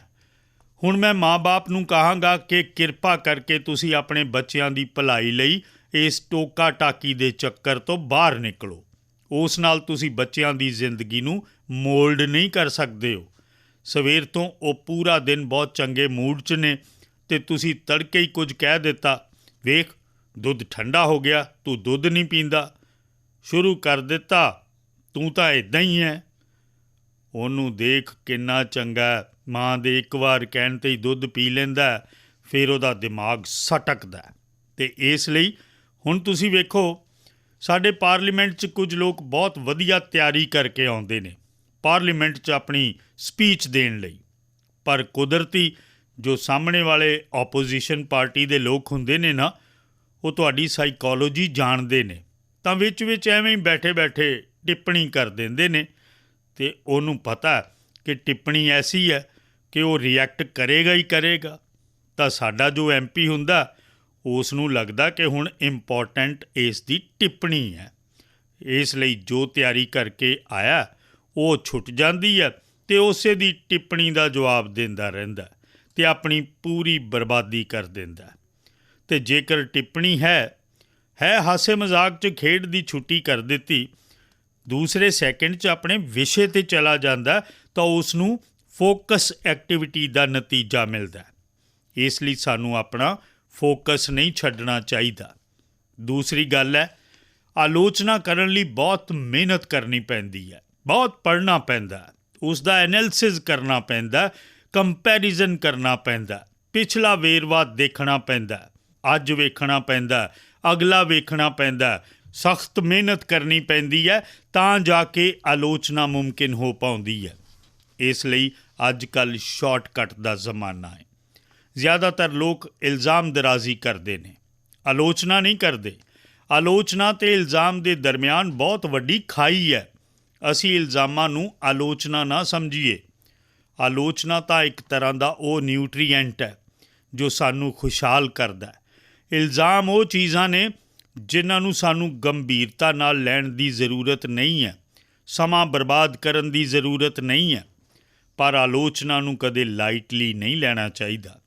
ਆਲੋਚਨਾ ਨੂੰ ਹਮੇਸ਼ਾ ਕੀਮਤੀ ਸਮਝਣਾ ਚਾਹੀਦਾ। ਉਹ ਸਾਡੀ ਜ਼ਿੰਦਗੀ ਨੂੰ ਬਣਾਉਣ 'ਚ ਬਹੁਤ ਕੰਮ ਆਉਂਦੀ ਹੈ ਅਤੇ ਜੇ ਅਸੀਂ ਇਮਾਨਦਾਰ ਹਾਂ, ਅਸੀਂ ਪ੍ਰਮਾਣਿਤ ਸੱਤਿਆ ਨਿਸ਼ਠਾ ਨਾਲ ਕੰਮ ਕੀਤਾ, ਸਮਾਜ ਲਈ ਕੰਮ ਕੀਤਾ, ਯਕੀਨੀ ਮਕਸਦ ਲਈ ਕੰਮ ਕੀਤਾ, ਤਾਂ ਇਲਜ਼ਾਮਾਂ ਦੀ ਬਿਲਕੁਲ ਪਰਵਾਹ ਨਾ ਕਰੋ ਦੋਸਤੋ। ਮੈਂ ਸਮਝਦਾ ਕਿ ਇਹ ਤੁਹਾਡੀ ਬਹੁਤ ਵੱਡੀ ਤਾਕਤ ਬਣ ਜਾਏਗੀ। ਬਹੁਤ ਬਹੁਤ ਧੰਨਵਾਦ। ਮਾਨਯੋਗ ਪ੍ਰਧਾਨ ਮੰਤਰੀ ਜੀ ਨਮਸਕਾਰ। ਮੇਰਾ ਨਾਮ ਦੀਪੇਸ਼ ਹੈ। ਮੈਂ 10ਵੀਂ ਕਲਾਸ ਦਾ ਵਿਦਿਆਰਥੀ ਹਾਂ। ਅੱਜ ਕੱਲ੍ਹ ਬੱਚਿਆਂ ਵਿੱਚ ਕਾਲਪਨਿਕ ਖੇਡਾਂ ਅਤੇ ਇੰਸਟਾਗ੍ਰਾਮ ਦੀ ਲੱਤ ਇੱਕ ਆਮ ਜਿਹੀ ਗੱਲ ਹੋ ਗਈ ਹੈ। ਇਹੋ ਜਿਹੇ ਸਮੇਂ 'ਚ ਅਸੀਂ ਆਪਣਾ ਧਿਆਨ ਆਪਣੀ ਪੜ੍ਹਾਈ 'ਤੇ ਕਿਵੇਂ ਕੇਂਦਰਿਤ ਕਰੀਏ? ਮਾਨਯੋਗ ਸਰ, ਮੇਰਾ ਇਹ ਪ੍ਰਸ਼ਨ ਹੈ ਕਿ ਅਸੀਂ ਬਿਨਾਂ ਧਿਆਨ ਭਟਕਾਏ ਕਿਵੇਂ ਆਪਣੀ ਪੜ੍ਹਾਈ 'ਤੇ ਧਿਆਨ ਕੇਂਦਰਿਤ ਕਰੀਏ? ਮੈਂ ਇਸ ਬਾਰੇ ਵਿੱਚ ਤੁਹਾਡਾ ਮਾਰਗਦਰਸ਼ਨ ਚਾਹੁੰਦਾ। ਮੇਰਾ ਨਾਮ ਅਦਿਤਾਬ ਗੁਪਤਾ ਹੈ। ਮੈਂ 10th ਕਲਾਸ ਵਿੱਚ ਪੜ੍ਹਦਾ ਹਾਂ। ਜਿਵੇਂ ਕਿ ਟੈਕਨੋਲੋਜੀ ਵੱਧਦੀ ਜਾ ਰਹੀ ਹੈ, ਉਵੇਂ ਹੀ ਸਾਡੀ ਡਿਸਟਰੈਕਸ਼ਨ ਹੋਰ ਜ਼ਿਆਦਾ ਵੱਧਦੀ ਜਾ ਰਹੀ ਹੈ। ਸਾਡਾ ਫੋਕਸ ਪੜ੍ਹਾਈ 'ਤੇ ਘੱਟ ਹੁੰਦਾ ਹੈ ਅਤੇ ਸੋਸ਼ਲ ਮੀਡੀਆ 'ਤੇ ਜ਼ਿਆਦਾ ਹੁੰਦਾ ਹੈ। ਤਾਂ ਮੇਰਾ ਤੁਹਾਨੂੰ ਇਹ ਸਵਾਲ ਹੈ ਕਿ ਅਸੀਂ ਪੜ੍ਹਾਈ 'ਤੇ ਕਿਵੇਂ ਫੋਕਸ ਕਰੀਏ ਅਤੇ ਸੋਸ਼ਲ ਮੀਡੀਆ 'ਤੇ ਘੱਟ ਕਰੀਏ, ਕਿਉਂਕਿ ਤੁਹਾਡੇ ਸਮੇਂ ਵਿੱਚ ਇੰਨੀਆਂ ਡਿਸਟਰੈਕਸ਼ਨ ਨਹੀਂ ਹੁੰਦੀਆਂ ਸੀ ਜਿੰਨੀਆਂ ਸਾਡੇ ਸਮੇਂ ਵਿੱਚ ਹੈ। Good evening prime minister sir. ਮੈਂ ਕਾਮਾਕਸ਼ੀ ਰੇ। ਮੈਂ ਦਿੱਲੀ ਤੋਂ 10ਵੀਂ ਕਲਾਸ ਦੀ ਵਿਦਿਆਰਥਣ ਹਾਂ। ਮੇਰਾ ਤੁਹਾਨੂੰ ਇਹ ਸਵਾਲ ਹੈ, ਉਹ ਕਿਹੜੇ-ਕਿਹੜੇ ਵੱਖ-ਵੱਖ ਢੰਗ ਹਨ ਜਿਨ੍ਹਾਂ ਨੂੰ ਅਪਣਾ ਕੇ ਵਿਦਿਆਰਥੀ ਆਸਾਨੀ ਨਾਲ ਡਿਸਟਰੈਕਟ ਹੋਣ ਤੋਂ ਬਚ ਸਕਦੇ ਹਨ ਪ੍ਰੀਖਿਆਵਾਂ ਦੇ ਸਮੇਂ ਵਿੱਚ? Thank you. ਨਮਸਤੇ ਪ੍ਰਧਾਨ ਮੰਤਰੀ ਜੀ, ਮੈਂ ਮਨਨ ਮਿੱਤਲ DPS ਬੰਗਲੌਰ ਸਾਊਥ ਤੋਂ ਬੋਲ ਰਿਹਾ। ਮੇਰਾ ਇੱਕ ਸਵਾਲ ਹੈ, ਔਨਲਾਈਨ ਪੜ੍ਹਾਈ ਕਰਦੇ ਵਕਤ ਬਹੁਤ ਡਿਸਟਰੈਕਸ਼ਨਸ ਹੁੰਦੇ ਨੇ, ਜਿਵੇਂ ਕਿ ਔਨਲਾਈਨ ਗੇਮਿੰਗ ਵਗੈਰਾ ਵਗੈਰਾ। ਅਸੀਂ ਇਸ ਤੋਂ ਕਿਵੇਂ ਬਚੀਏ? ਸਭ ਤੋਂ ਪਹਿਲਾਂ ਤਾਂ ਫੈਸਲਾ ਇਹ ਕਰਨਾ ਕਿ ਤੁਸੀਂ ਸਮਾਰਟ ਹੋ ਜਾਂ ਗੈਜਟਸ ਸਮਾਰਟ ਨੇ। ਕਦੇ-ਕਦੇ ਤਾਂ ਲੱਗਦਾ ਕਿ ਤੁਸੀਂ ਆਪਣੇ ਤੋਂ ਵੀ ਜ਼ਿਆਦਾ ਗੈਜਟਸ ਨੂੰ ਸਮਾਰਟ ਮੰਨ ਲੈਂਦੇ ਹੋ ਅਤੇ ਗਲਤੀ ਉੱਥੋਂ ਹੀ ਸ਼ੁਰੂ ਹੋ ਜਾਂਦੀ ਹੈ। ਤੁਸੀਂ ਯਕੀਨ ਕਰੋ, ਪਰਮਾਤਮਾ ਨੇ ਤੁਹਾਨੂੰ ਬੜੀ ਸ਼ਕਤੀ ਦਿੱਤੀ ਹੈ। ਤੁਸੀਂ ਸਮਾਰਟ ਹੋ। ਗੈਜਟਸ ਤੁਹਾਡੇ ਤੋਂ ਜ਼ਿਆਦਾ ਸਮਾਰਟ ਨਹੀਂ ਹੋ ਸਕਦੇ। ਤੁਹਾਡੀ ਸਮਾਰਟਨੈਸ ਜਿੰਨੀ ਜ਼ਿਆਦਾ ਹੋਏਗੀ, ਓਨਾ ਤੁਸੀਂ ਗੈਜਟਸ ਦਾ ਸਹੀ ਉਪਯੋਗ ਕਰ ਸਕੋਗੇ। ਉਹ ਇੱਕ ਇੰਸਟਰੂਮੈਂਟ ਹੈ ਜੋ ਤੁਹਾਡੀ ਗਤੀ ਵਿੱਚ ਨਵੀਂ ਤੇਜ਼ੀ ਲਿਆਉਂਦਾ ਹੈ। ਇਹ ਜੇ ਸਾਡੀ ਸੋਚ ਰਹੇਗੀ ਤਾਂ ਮੈਂ ਸਮਝਦਾ ਕਿ ਸ਼ਾਇਦ ਤੁਸੀਂ ਇਸ ਤੋਂ ਛੁਟਕਾਰਾ ਪਾਓਗੇ। ਦੂਜਾ, ਦੇਸ਼ ਲਈ ਬੜੀ ਵੱਡੀ ਚਿੰਤਾ ਦਾ ਵਿਸ਼ਾ ਹੈ ਇਹ। ਮੈਨੂੰ ਕੋਈ ਦੱਸ ਰਿਹਾ ਸੀ ਕਿ ਭਾਰਤ ਵਿੱਚ ਐਵਰੇਜ 6 ਘੰਟੇ ਲੋਕ ਸਕਰੀਨ 'ਤੇ ਲਾਉਂਦੇ ਨੇ। 6 ਘੰਟੇ। ਹੁਣ ਦੇਸ਼ ਦਾ ਬਿਜ਼ਨਸ ਕਰਦੇ ਨੇ, ਉਹਨਾਂ ਲਈ ਖੁਸ਼ੀ ਦੀ ਗੱਲ ਹੈ। ਜਦ ਮੋਬਾਈਲ ਫੋਨ 'ਚ ਟਾਕ ਟਾਈਮ ਹੁੰਦਾ ਸੀ ਤਾਂ ਟਾਕ ਟਾਈਮ 'ਚ ਕਹਿੰਦੇ ਨੇ ਕਿ ਐਵਰੇਜ 20 ਮਿੰਟ ਜਾਂਦੀ ਸੀ। ਲੇਕਿਨ ਜਦੋਂ ਤੋਂ ਸਕਰੀਨ 'ਤੇ ਉਸ 'ਚੋਂ ਰੀਲ ਕੀ ਹੁੰਦਾ, ਇੱਕ ਵਾਰ ਸ਼ੁਰੂ ਕਰਨ ਤੋਂ ਬਾਅਦ ਕੀ ਉਸ 'ਚੋਂ ਬਾਹਰ ਨਿਕਲਦੇ ਹਾਂ? ਕੀ ਹੁੰਦਾ? ਨਹੀਂ ਬੋਲਣਗੇ। ਚੰਗਾ, ਤੁਸੀਂ ਕੋਈ ਰੀਲ ਨਹੀਂ ਦੇਖਦੇ ਹੋ? ਨਹੀਂ ਦੇਖਦੇ ਹੋ ਤਾਂ ਫਿਰ ਸ਼ਰਮਾਉਂਦੇ ਕਿਉਂ? ਜੇ ਦੇਖਦੇ ਹੋ ਤਾਂ ਦੱਸੋ ਨਾ, ਨਿਕਲਦੇ ਹੋ ਬਾਹਰ ਉਸ 'ਚੋਂ? ਦੇਖੋ, ਸਾਡੀ ਕ੍ਰੀਏਟਿਵ ਉਮਰ ਅਤੇ ਸਾਡਾ ਕ੍ਰੀਏਟਿਵਿਟੀ ਦਾ ਸਮਰਥਨ ਜੇ ਐਵਰੇਜ ਹਿੰਦੁਸਤਾਨ ਵਿੱਚ 6 ਘੰਟੇ ਸਕਰੀਨ 'ਤੇ ਜਾਣ ਤਾਂ ਇਹ ਬੜੀ ਚਿੰਤਾ ਦਾ ਵਿਸ਼ਾ ਹੈ। ਇੱਕ ਤਰ੍ਹਾਂ ਨਾਲ ਗੈਜਟ ਸਾਨੂੰ ਗੁਲਾਮ ਬਣਾ ਦਿੰਦਾ। ਅਸੀਂ ਉਸ ਦਾ ਗੁਲਾਮ ਬਣ ਕੇ ਨਹੀਂ ਜੀ ਸਕਦੇ ਹਾਂ। ਪਰਮਾਤਮਾ ਨੇ ਸਾਨੂੰ ਇੱਕ ਸੁਤੰਤਰ ਹੋਂਦ ਦਿੱਤੀ ਹੈ, ਸੁਤੰਤਰ ਵਿਅਕਤਿਤਵ ਦਿੱਤਾ ਅਤੇ ਇਸ ਲਈ ਸਾਨੂੰ ਸੁਚੇਤ ਰਹਿਣਾ ਚਾਹੀਦਾ ਕਿ ਕਿਤੇ ਮੈਂ ਇਸ ਦਾ ਗੁਲਾਮ ਤਾਂ ਨਹੀਂ ਹਾਂ। ਤੁਸੀਂ ਵੇਖਿਆ ਹੋਵੇਗਾ ਮੇਰੇ ਹੱਥ ਵਿੱਚ ਮੋਬਾਈਲ ਫੋਨ ਤੁਸੀਂ ਸ਼ਾਇਦ ਬਹੁਤ ਰੇਅਰ ਵੇਖਿਆ ਹੋਵੇਗਾ। ਰੇਅਰਲੀ ਮੈਂ ਕਿਉਂ ਆਪਣੇ ਆਪ ਨੂੰ ਸਾਂਭ ਕੇ ਰੱਖਿਆ ਹੋਇਆ, ਜਦ ਕਿ ਮੈਂ ਐਕਟਿਵ ਬਹੁਤ ਹਾਂ। ਲੇਕਿਨ ਉਸ ਲਈ ਮੈਂ ਸਮਾਂ ਤੈਅ ਕੀਤਾ ਹੋਇਆ। ਉਸ ਸਮੇਂ ਤੋਂ ਬਾਹਰ ਮੈਂ ਜ਼ਿਆਦਾ ਨਹੀਂ ਕਰਦਾ। ਮੈਂ ਵੇਖਿਆ ਕਈ ਵਾਰ ਬਹੁਤ ਚੰਗੀ ਮੀਟਿੰਗ ਚੱਲ ਰਹੀ ਹੁੰਦੀ ਹੈ ਤੇ ਮਾੜੀ ਜਿਹੀ ਵਾਈਬ੍ਰੇਸ਼ਨ ਹੋਈ ਤਾਂ ਲੋਕ ਝੱਟ ਫੋਨ ਕੱਢ ਕੇ ਵੇਖਣ ਲੱਗ ਪੈਂਦੇ ਨੇ। ਮੈਂ ਸਮਝਦਾ ਕਿ ਸਾਨੂੰ ਖੁਦ ਨੂੰ ਕੋਸ਼ਿਸ਼ ਕਰਨੀ ਚਾਹੀਦੀ ਹੈ ਕਿ ਅਸੀਂ ਇਹਨਾਂ ਗੈਜਟਸ ਦੇ ਗੁਲਾਮ ਨਹੀਂ ਬਣਾਂਗੇ। ਮੈਂ ਇੱਕ ਸੁਤੰਤਰ ਵਿਅਕਤੀਤਵ ਹਾਂ, ਮੇਰੀ ਸੁਤੰਤਰ ਹੋਂਦ ਹੈ ਅਤੇ ਉਸ 'ਚੋਂ ਜੋ ਮੇਰੇ ਕੰਮ ਦੀ ਚੀਜ਼ ਹੈ ਉਸ ਤੱਕ ਹੀ ਮੈਂ ਸੀਮਿਤ ਰਹਾਂਗਾ। ਮੈਂ ਟੈਕਨੋਲੋਜੀ ਦਾ ਉਪਯੋਗ ਕਰਾਂਗਾ, ਟੈਕਨੋਲੋਜੀ ਤੋਂ ਭੱਜਾਂਗਾ ਨਹੀਂ, ਲੇਕਿਨ ਮੈਂ ਉਸ ਦੀ ਉਪਯੋਗਤਾ ਅਤੇ ਜ਼ਰੂਰਤ ਆਪਣੇ ਮੁਤਾਬਿਕ ਕਰਾਂਗਾ। ਹੁਣ ਮੰਨ ਲਓ ਤੁਸੀਂ ਔਨਲਾਈਨ ਡੋਸਾ ਬਣਾਉਣ ਦੀ ਵਧੀਆ ਰੈਸਪੀ ਪੜ੍ਹ ਲਈ, ਘੰਟਾ ਲਗਾ ਦਿੱਤਾ, ਕਿਹੜੇ ਇਨਗ੍ਰੈਡੀਐਂਟਸ ਹੁੰਦੇ ਨੇ ਉਹ ਵੀ ਵੇਖ ਲਿਆ, ਢਿੱਡ ਭਰ ਜਾਊਗਾ ਕੀ? ਭਰੇਗਾ? ਨਹੀਂ ਭਰੇਗਾ ਨਾ। ਉਸ ਦੇ ਲਈ ਤਾਂ ਡੋਸਾ ਬਣਾ ਕੇ ਖਾਣਾ ਪਏਗਾ ਨਾ। ਅਤੇ ਇਸ ਲਈ ਗੈਜਟ ਜੋ ਪਰੋਸਦਾ ਉਹ ਤੁਹਾਨੂੰ ਪੂਰਾ ਨਹੀਂ ਦਿੰਦਾ ਤੁਹਾਡੇ ਅੰਦਰ ਦੀ ਸਮਰੱਥਾ। ਹੁਣ ਤੁਸੀਂ ਵੇਖਿਆ ਹੋਣਾ ਪਹਿਲਾਂ ਦੇ ਜ਼ਮਾਨੇ ਦੇ ਬੱਚੇ ਬੜੇ ਆਰਾਮ ਨਾਲ ਪਹਾੜੇ ਸੁਣਾ ਦਿੰਦੇ ਸੀ। ਕੀ ਕਹਿੰਦੇ ਨੇ ਇਹਨਾਂ ਨੂੰ ਹੁਣ? ਬੜੇ ਆਰਾਮ ਨਾਲ ਸੁਣਾ ਦਿੰਦੇ ਸੀ। ਮੈਂ ਵੇਖਿਆ ਜਦੋਂ ਭਾਰਤੀ ਬੱਚੇ ਵਿਦੇਸ਼ ਜਾਂਦੇ ਸੀ ਨਾ ਤਾਂ ਵਿਦੇਸ਼ੀਆਂ ਨੂੰ ਬੜੀ ਹੈਰਾਨੀ ਹੁੰਦੀ ਸੀ ਕਿ ਇਹ ਕਿਵੇਂ ਇੰਨੇ ਪਹਾੜੇ ਬੋਲ ਲੈਂਦਾ।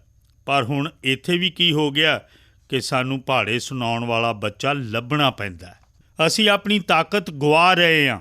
ਸਾਨੂੰ ਆਪਣੀ ਸਮਰੱਥਾ ਨੂੰ ਗੁਆਏ ਬਗੈਰ ਆਪਣੀ ਸਮਰੱਥਾ ਨੂੰ ਅੱਗੇ ਵਧਾਉਣਾ, ਇਸ ਦਾ ਸਾਨੂੰ ਕੰਟੀਨਿਊਸਲੀ ਯਤਨ ਕਰਨਾ ਪਏਗਾ।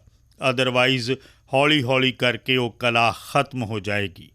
ਸਾਡੀ ਕੋਸ਼ਿਸ਼ ਹੋਣੀ ਚਾਹੀਦੀ ਹੈ ਕਿ ਅਸੀਂ ਆਪਣੇ ਆਪ ਨੂੰ ਲਗਾਤਾਰ ਟੈਸਟ ਕਰਦੇ ਰਹੀਏ। ਮੈਨੂੰ ਇਹ ਆਉਂਦਾ ਕਿ ਨਹੀਂ ਆਉਂਦਾ।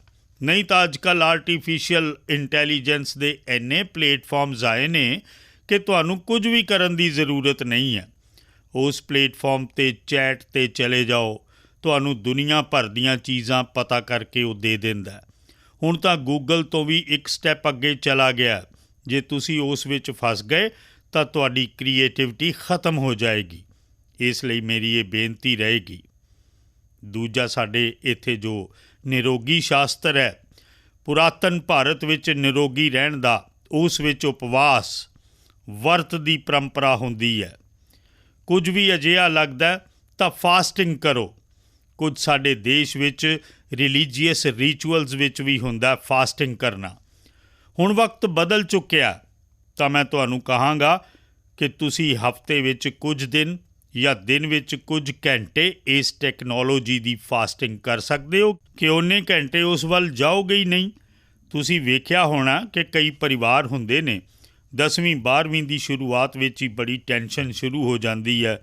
ਸਾਰੇ ਪ੍ਰੋਗਰਾਮ ਤੈਅ ਕਰਨੇ ਨੇ, ਪਰਿਵਾਰ ਵਾਲੇ ਨਹੀਂ ਹਾਲੇ ਕੁਝ ਨਹੀਂ, 10ਵੀਂ 'ਚ ਆਓ, ਹਾਲੇ ਸਾਹਿਬ ਕੁਝ ਨਹੀਂ, 12ਵੀਂ 'ਚ ਆਓ। ਅਤੇ ਫਿਰ ਟੀ ਵੀ 'ਤੇ ਵੀ ਕੱਪੜਾ ਲਗਾ ਦਿੰਦੇ ਨੇ, ਓ ਨੋ TV। ਕਿਉਂ? ਐਗਜ਼ਾਮ ਨੇ, 10ਵੀਂ ਦੇ ਐਗਜ਼ਾਮ ਨੇ ਜੀ, 12ਵੀਂ ਦੇ ਐਗਜ਼ਾਮ ਨੇ। ਜੇ ਅਸੀਂ ਇੰਨੇ ਜਾਗਰੂਕ ਹਾਂ ਕਿ TV 'ਤੇ ਤਾਂ ਪਰਦਾ ਲਗਾ ਦਿੰਦੇ ਹਾਂ, ਪਰ ਕੀ ਅਸੀਂ ਆਪਣੇ ਅੰਦਰੋਂ ਇਹ ਤੈਅ ਕਰ ਸਕਦੇ ਹਾਂ ਕਿ ਹਫ਼ਤੇ ਵਿੱਚ ਇੱਕ ਦਿਨ ਮੇਰੀ ਡਿਜੀਟਲ ਫਾਸਟਿੰਗ ਹੋਏਗੀ? ਨੋ ਡਿਜੀਟਲ ਡਿਵਾਈਸ, ਮੈਂ ਕਿਸੇ ਨੂੰ ਹੱਥ ਨਹੀਂ ਲਗਾਵਾਂਗਾ। ਉਸ 'ਚੋਂ ਜੋ ਫਾਇਦਾ ਹੁੰਦਾ ਉਸ ਨੂੰ ਓਬਜ਼ਰਵ ਕਰੋ। ਹੌਲੀ ਹੌਲੀ ਤੁਹਾਡਾ ਉਸ ਨੂੰ ਵਧਾਉਣ ਦਾ ਦਿਲ ਕਰੇਗਾ। ਉਸੇ ਤਰ੍ਹਾਂ ਨਾਲ ਅਸੀਂ ਵੇਖਿਆ ਕਿ ਪਰਿਵਾਰ ਸਾਡੇ ਛੋਟੇ ਹੁੰਦੇ ਜਾ ਰਹੇ ਨੇ। ਹੁਣ ਪਰਿਵਾਰ ਵੀ ਇਸ ਡਿਜੀਟਲ ਦੁਨੀਆ ਵਿੱਚ ਫਸ ਰਹੇ ਨੇ। ਇੱਕ ਹੀ ਘਰ ਵਿੱਚ ਮਾਂ, ਬੇਟਾ, ਭੈਣ, ਭਰਾ ਅਤੇ ਪਾਪਾ ਸਾਰੇ ਰਹਿ ਰਹੇ ਨੇ ਅਤੇ ਇੱਕ ਹੀ ਕਮਰੇ 'ਚ ਉਹ ਉਸ ਨੂੰ ਵਟਸਐਪ ਕਰ ਰਿਹਾ। ਸੱਚ ਗੱਲ ਦੱਸ ਰਿਹਾ ਮੈਂ, ਮਾਂ ਵੀ ਪਾਪਾ ਨੂੰ ਵਟਸਐਪ ਕਰੇਗੀ। ਵੇਖਿਆ ਹੋਏਗਾ ਤੁਸੀਂ ਕਿ ਘਰ ਵਿੱਚ ਸਾਰੇ ਬੈਠੇ ਨੇ ਨਾਲ, ਪਰ ਹਰ ਕੋਈ ਆਪਣੇ ਮੋਬਾਈਲ ਵਿੱਚ ਗੁਆਚਿਆ ਹੋਇਆ। ਉਹ ਉੱਧਰ ਵੇਖ ਰਿਹਾ ਅਤੇ ਇਹ ਇੱਧਰ ਵੇਖ ਰਿਹਾ। ਇਹੀ ਹੋ ਰਿਹਾ ਨਾ। ਮੈਨੂੰ ਦੱਸੋ ਇਹ ਪਰਿਵਾਰ ਕਿਵੇਂ ਚੱਲੇਗਾ ਜੀ? ਪਹਿਲਾਂ ਬੱਸ 'ਚ, ਟ੍ਰੇਨ 'ਚ ਜਾਂਦੇ ਸੀ, ਲੋਕ ਗੱਪਾਂ ਮਾਰਦੇ ਸੀ। ਹੁਣ ਜੇ ਕਨੈਕਟੀਵਿਟੀ ਮਿਲ ਗਈ ਤਾਂ ਪਹਿਲਾ ਕੰਮ ਇਹੀ। ਜਿਵੇਂ ਦੁਨੀਆ ਭਰ ਦਾ ਕੰਮ ਉਹਨਾਂ ਕੋਲ ਹੀ ਹੈ, ਉਹਨਾਂ ਤੋਂ ਬਗੈਰ ਦੁਨੀਆ ਰੁਕ ਜਾਣ ਵਾਲੀ ਹੈ। ਇਹ ਜਿਹੜੀਆਂ ਬਿਮਾਰੀਆਂ ਨੇ, ਇਹਨਾਂ ਬਿਮਾਰੀਆਂ ਨੂੰ ਸਾਨੂੰ ਪਛਾਣਨਾ ਹੋਏਗਾ। ਅਸੀਂ ਜੇ ਇਹਨਾਂ ਬਿਮਾਰੀਆਂ ਨੂੰ ਪਹਿਚਾਣਾਂਗੇ ਅਤੇ ਇਹਨਾਂ ਬਿਮਾਰੀਆਂ ਤੋਂ ਮੁਕਤ ਹੋ ਸਕਾਂਗੇ। ਤਾਂ ਇਸ ਲਈ ਮੇਰੀ ਬੇਨਤੀ ਹੈ ਘਰ ਵਿੱਚ ਵੀ ਕਿ ਤੁਸੀਂ ਇੱਕ ਏਰੀਆ ਤੈਅ ਕਰ ਸਕਦੇ ਹੋ ਕਿ ਪਰਿਵਾਰ ਵਿੱਚ ਜਾ ਕੇ ਅੱਜ ਹੀ ਤੈਅ ਕਰੋ, ਇੱਕ ਏਰੀਆ ਤੈਅ ਕਰੋ। ਇਹ ਏਰੀਆ ਨੋ ਟੈਕਨੋਲੋਜੀ ਜ਼ੋਨ ਹੈ, ਮਤਲਬ ਉੱਥੇ ਟੈਕਨੋਲੋਜੀ ਨੂੰ ਐਂਟਰੀ ਨਹੀਂ ਮਿਲੇਗੀ। ਜੇ ਘਰ ਦੇ ਉਸ ਕੋਨੇ ਵਿੱਚ ਜਾਣਾ ਤਾਂ ਮੋਬਾਈਲ ਉੱਥੇ ਰੱਖ ਕੇ ਆਓ ਅਤੇ ਉੱਥੇ ਆਰਾਮ ਨਾਲ ਬੈਠਾਂਗੇ, ਗੱਲਾਂ ਕਰਾਂਗੇ। ਨੋ ਟੈਕਨੋਲੋਜੀ ਜ਼ੋਨ।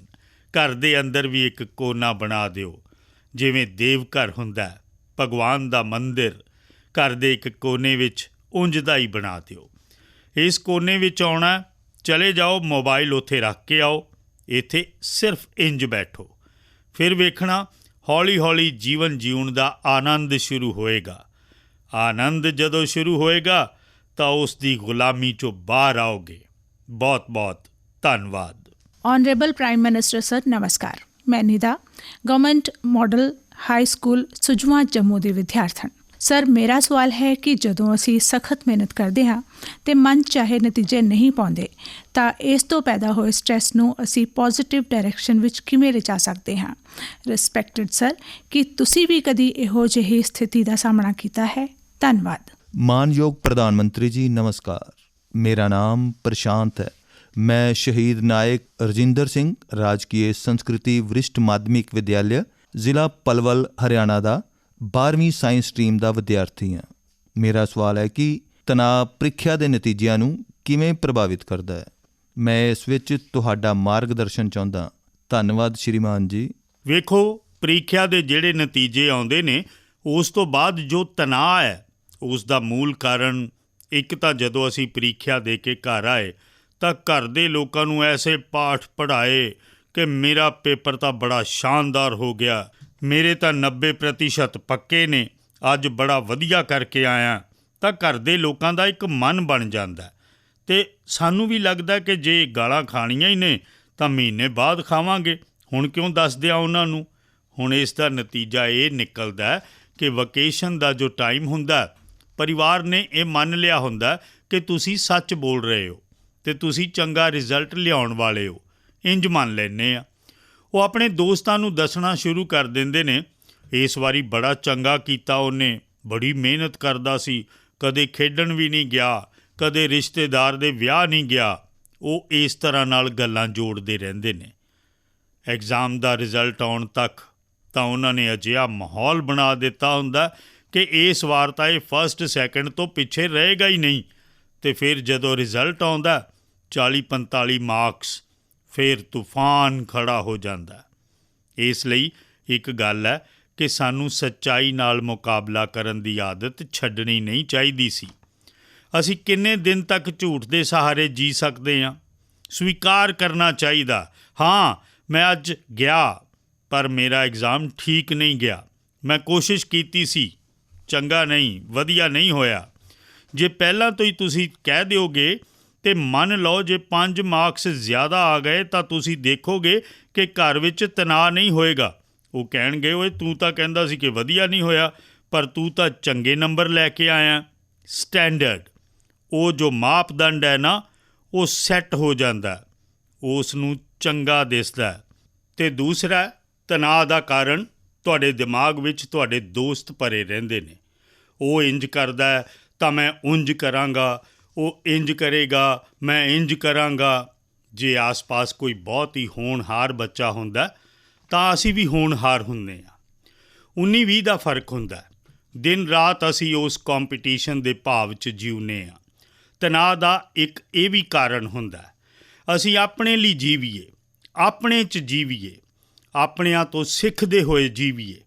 ਸਿੱਖਣਾ ਸਭ ਤੋਂ ਚਾਹੀਦਾ, ਪਰ ਆਪਣੇ ਅੰਦਰ ਦੀ ਸਮਰੱਥਾ ਨੂੰ ਬਲ ਦੇਣਾ ਚਾਹੀਦਾ। ਜੇ ਇਹ ਅਸੀਂ ਕਰਦੇ ਹਾਂ ਤਾਂ ਤਣਾਅ ਤੋਂ ਮੁਕਤੀ ਦੀ ਸੰਭਾਵਨਾ ਵੱਧ ਜਾਂਦੀ ਹੈ। ਦੂਜਾ, ਜੀਵਨ ਵੱਲ ਸਾਡੀ ਸੋਚ ਕੀ ਹੈ। ਜਿਸ ਦਿਨ ਅਸੀਂ ਇਹ ਮੰਨ ਲੈਂਦੇ ਹਾਂ ਕਿ ਇਹ ਐਗਜ਼ਾਮ ਗਿਆ ਤਾਂ ਜ਼ਿੰਦਗੀ ਗਈ, ਫਿਰ ਤਾਂ ਤਣਾਅ ਸ਼ੁਰੂ ਹੋਣਾ ਹੀ ਹੋਣਾ। ਜੀਵਨ ਕਿਸੇ ਇੱਕ ਸਟੇਸ਼ਨ 'ਤੇ ਰੁਕਦਾ ਨਹੀਂ ਹੈ ਜੀ।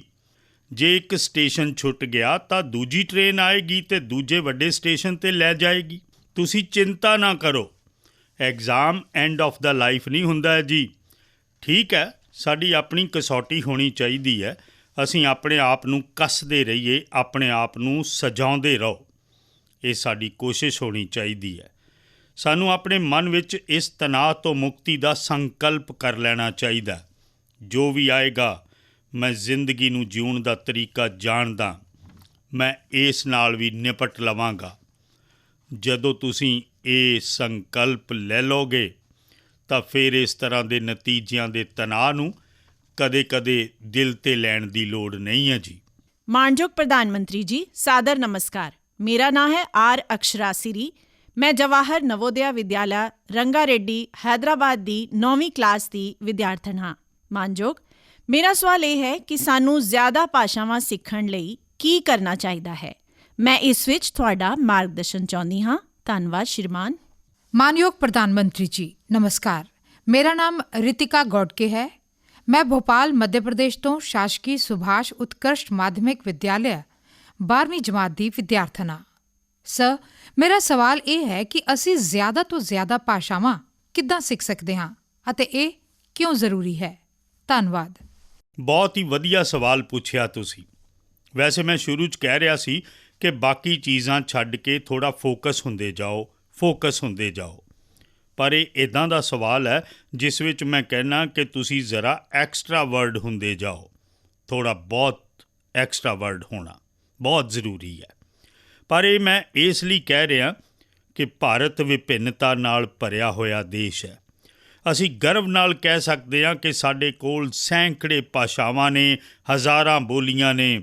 ਇਹ ਸਾਡੀ ਰਿਚਨੈਸ ਹੈ, ਸਾਡੀ ਸਮਰਿੱਧੀ ਹੈ। ਸਾਨੂੰ ਆਪਣੀ ਇਸ ਸਮਰਿੱਧੀ 'ਤੇ ਮਾਣ ਹੋਣਾ ਚਾਹੀਦਾ।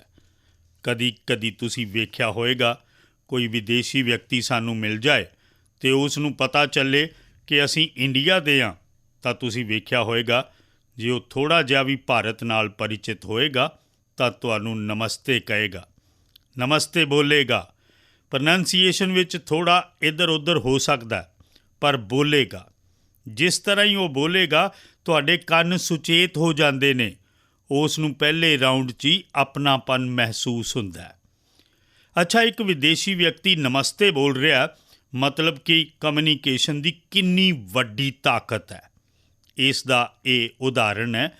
ਇੰਨੇ ਵੱਡੇ ਦੇਸ਼ ਵਿੱਚ ਤੁਸੀਂ ਰਹਿੰਦੇ ਹੋ। ਤੁਸੀਂ ਕਦੀ ਸੋਚਿਆ ਕਿ ਸ਼ੌਕ ਦੇ ਨਾਤੇ, ਜਿੱਦਾਂ ਅਸੀਂ ਕਦੀ ਸੋਚਦੇ ਹਾਂ ਕਿ ਮੈਂ ਤਬਲਾ ਸਿੱਖਾਂ, ਕਦੀ ਮੈਂ ਸੋਚਦਾ ਕਿ ਮੈਂ ਫਲੂਟ ਸਿੱਖਾਂ, ਮੈਂ ਸਿਤਾਰ ਸਿੱਖਾਂ, ਪਿਆਨੋ ਸਿੱਖਾਂ। ਇਸ ਤਰ੍ਹਾਂ ਮਨ ਕਰਦਾ ਕਿ ਨਹੀਂ ਕਰਦਾ?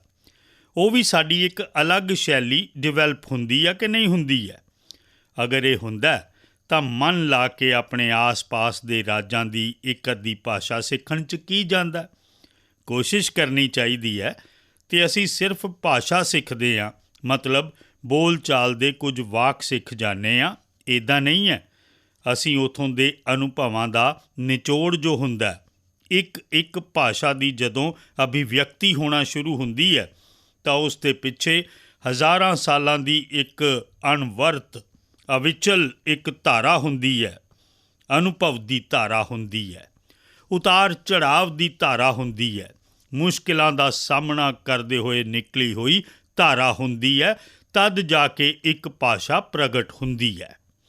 ਅਸੀਂ ਜਦੋਂ ਇੱਕ ਭਾਸ਼ਾ ਨੂੰ ਜਾਣਦੇ ਹਾਂ ਉਦੋਂ ਤੁਹਾਨੂੰ ਹਜ਼ਾਰਾਂ ਸਾਲ ਪੁਰਾਣੀ ਦੁਨੀਆ ਵਿੱਚ ਪ੍ਰਵੇਸ਼ ਕਰਨ ਲਈ ਦਰਵਾਜ਼ਾ ਖੁੱਲ੍ਹ ਜਾਂਦਾ ਅਤੇ ਇਸੇ ਲਈ ਬਿਨਾਂ ਬੋਝ ਸਮਝੇ ਅਸੀਂ ਭਾਸ਼ਾ ਸਿੱਖਣੀ ਹੈ। ਮੈਂ ਕਦੀ ਹਮੇਸ਼ਾ ਮੈਨੂੰ ਦੁੱਖ ਹੁੰਦਾ, ਬਹੁਤ ਦੁੱਖ ਹੁੰਦਾ, ਸਾਡੇ ਦੇਸ਼ ਵਿੱਚ ਕਿਤੇ ਵੀ ਕੋਈ ਇੱਕ ਵਧੀਆ ਯਾਦਗਾਰ ਹੋਵੇ ਪੱਥਰ ਦਾ ਬਣਿਆ ਹੋਇਆ ਅਤੇ ਕੋਈ ਸਾਨੂੰ ਦੱਸੇ ਕਿ ਇਹ 2000 ਸਾਲ ਪੁਰਾਣਾ ਅਤੇ ਸਾਨੂੰ ਮਾਣ ਹੋਏਗਾ ਕਿ ਨਹੀਂ ਹੋਏਗਾ? ਇੰਨੀ ਵਧੀਆ ਚੀਜ਼ 2000 ਸਾਲ ਪਹਿਲਾਂ ਸੀ, ਮਾਣ ਹੋਏਗਾ ਕਿ ਨਹੀਂ ਹੋਏਗਾ? ਕਿਸੇ ਨੂੰ ਵੀ ਮਾਣ ਹੋਏਗਾ। ਫਿਰ ਇਹ ਵਿਚਾਰ ਨਹੀਂ ਆਏਗਾ ਕਿ ਕਿਸ ਕੋਨੇ ਵਿੱਚ ਹੈ।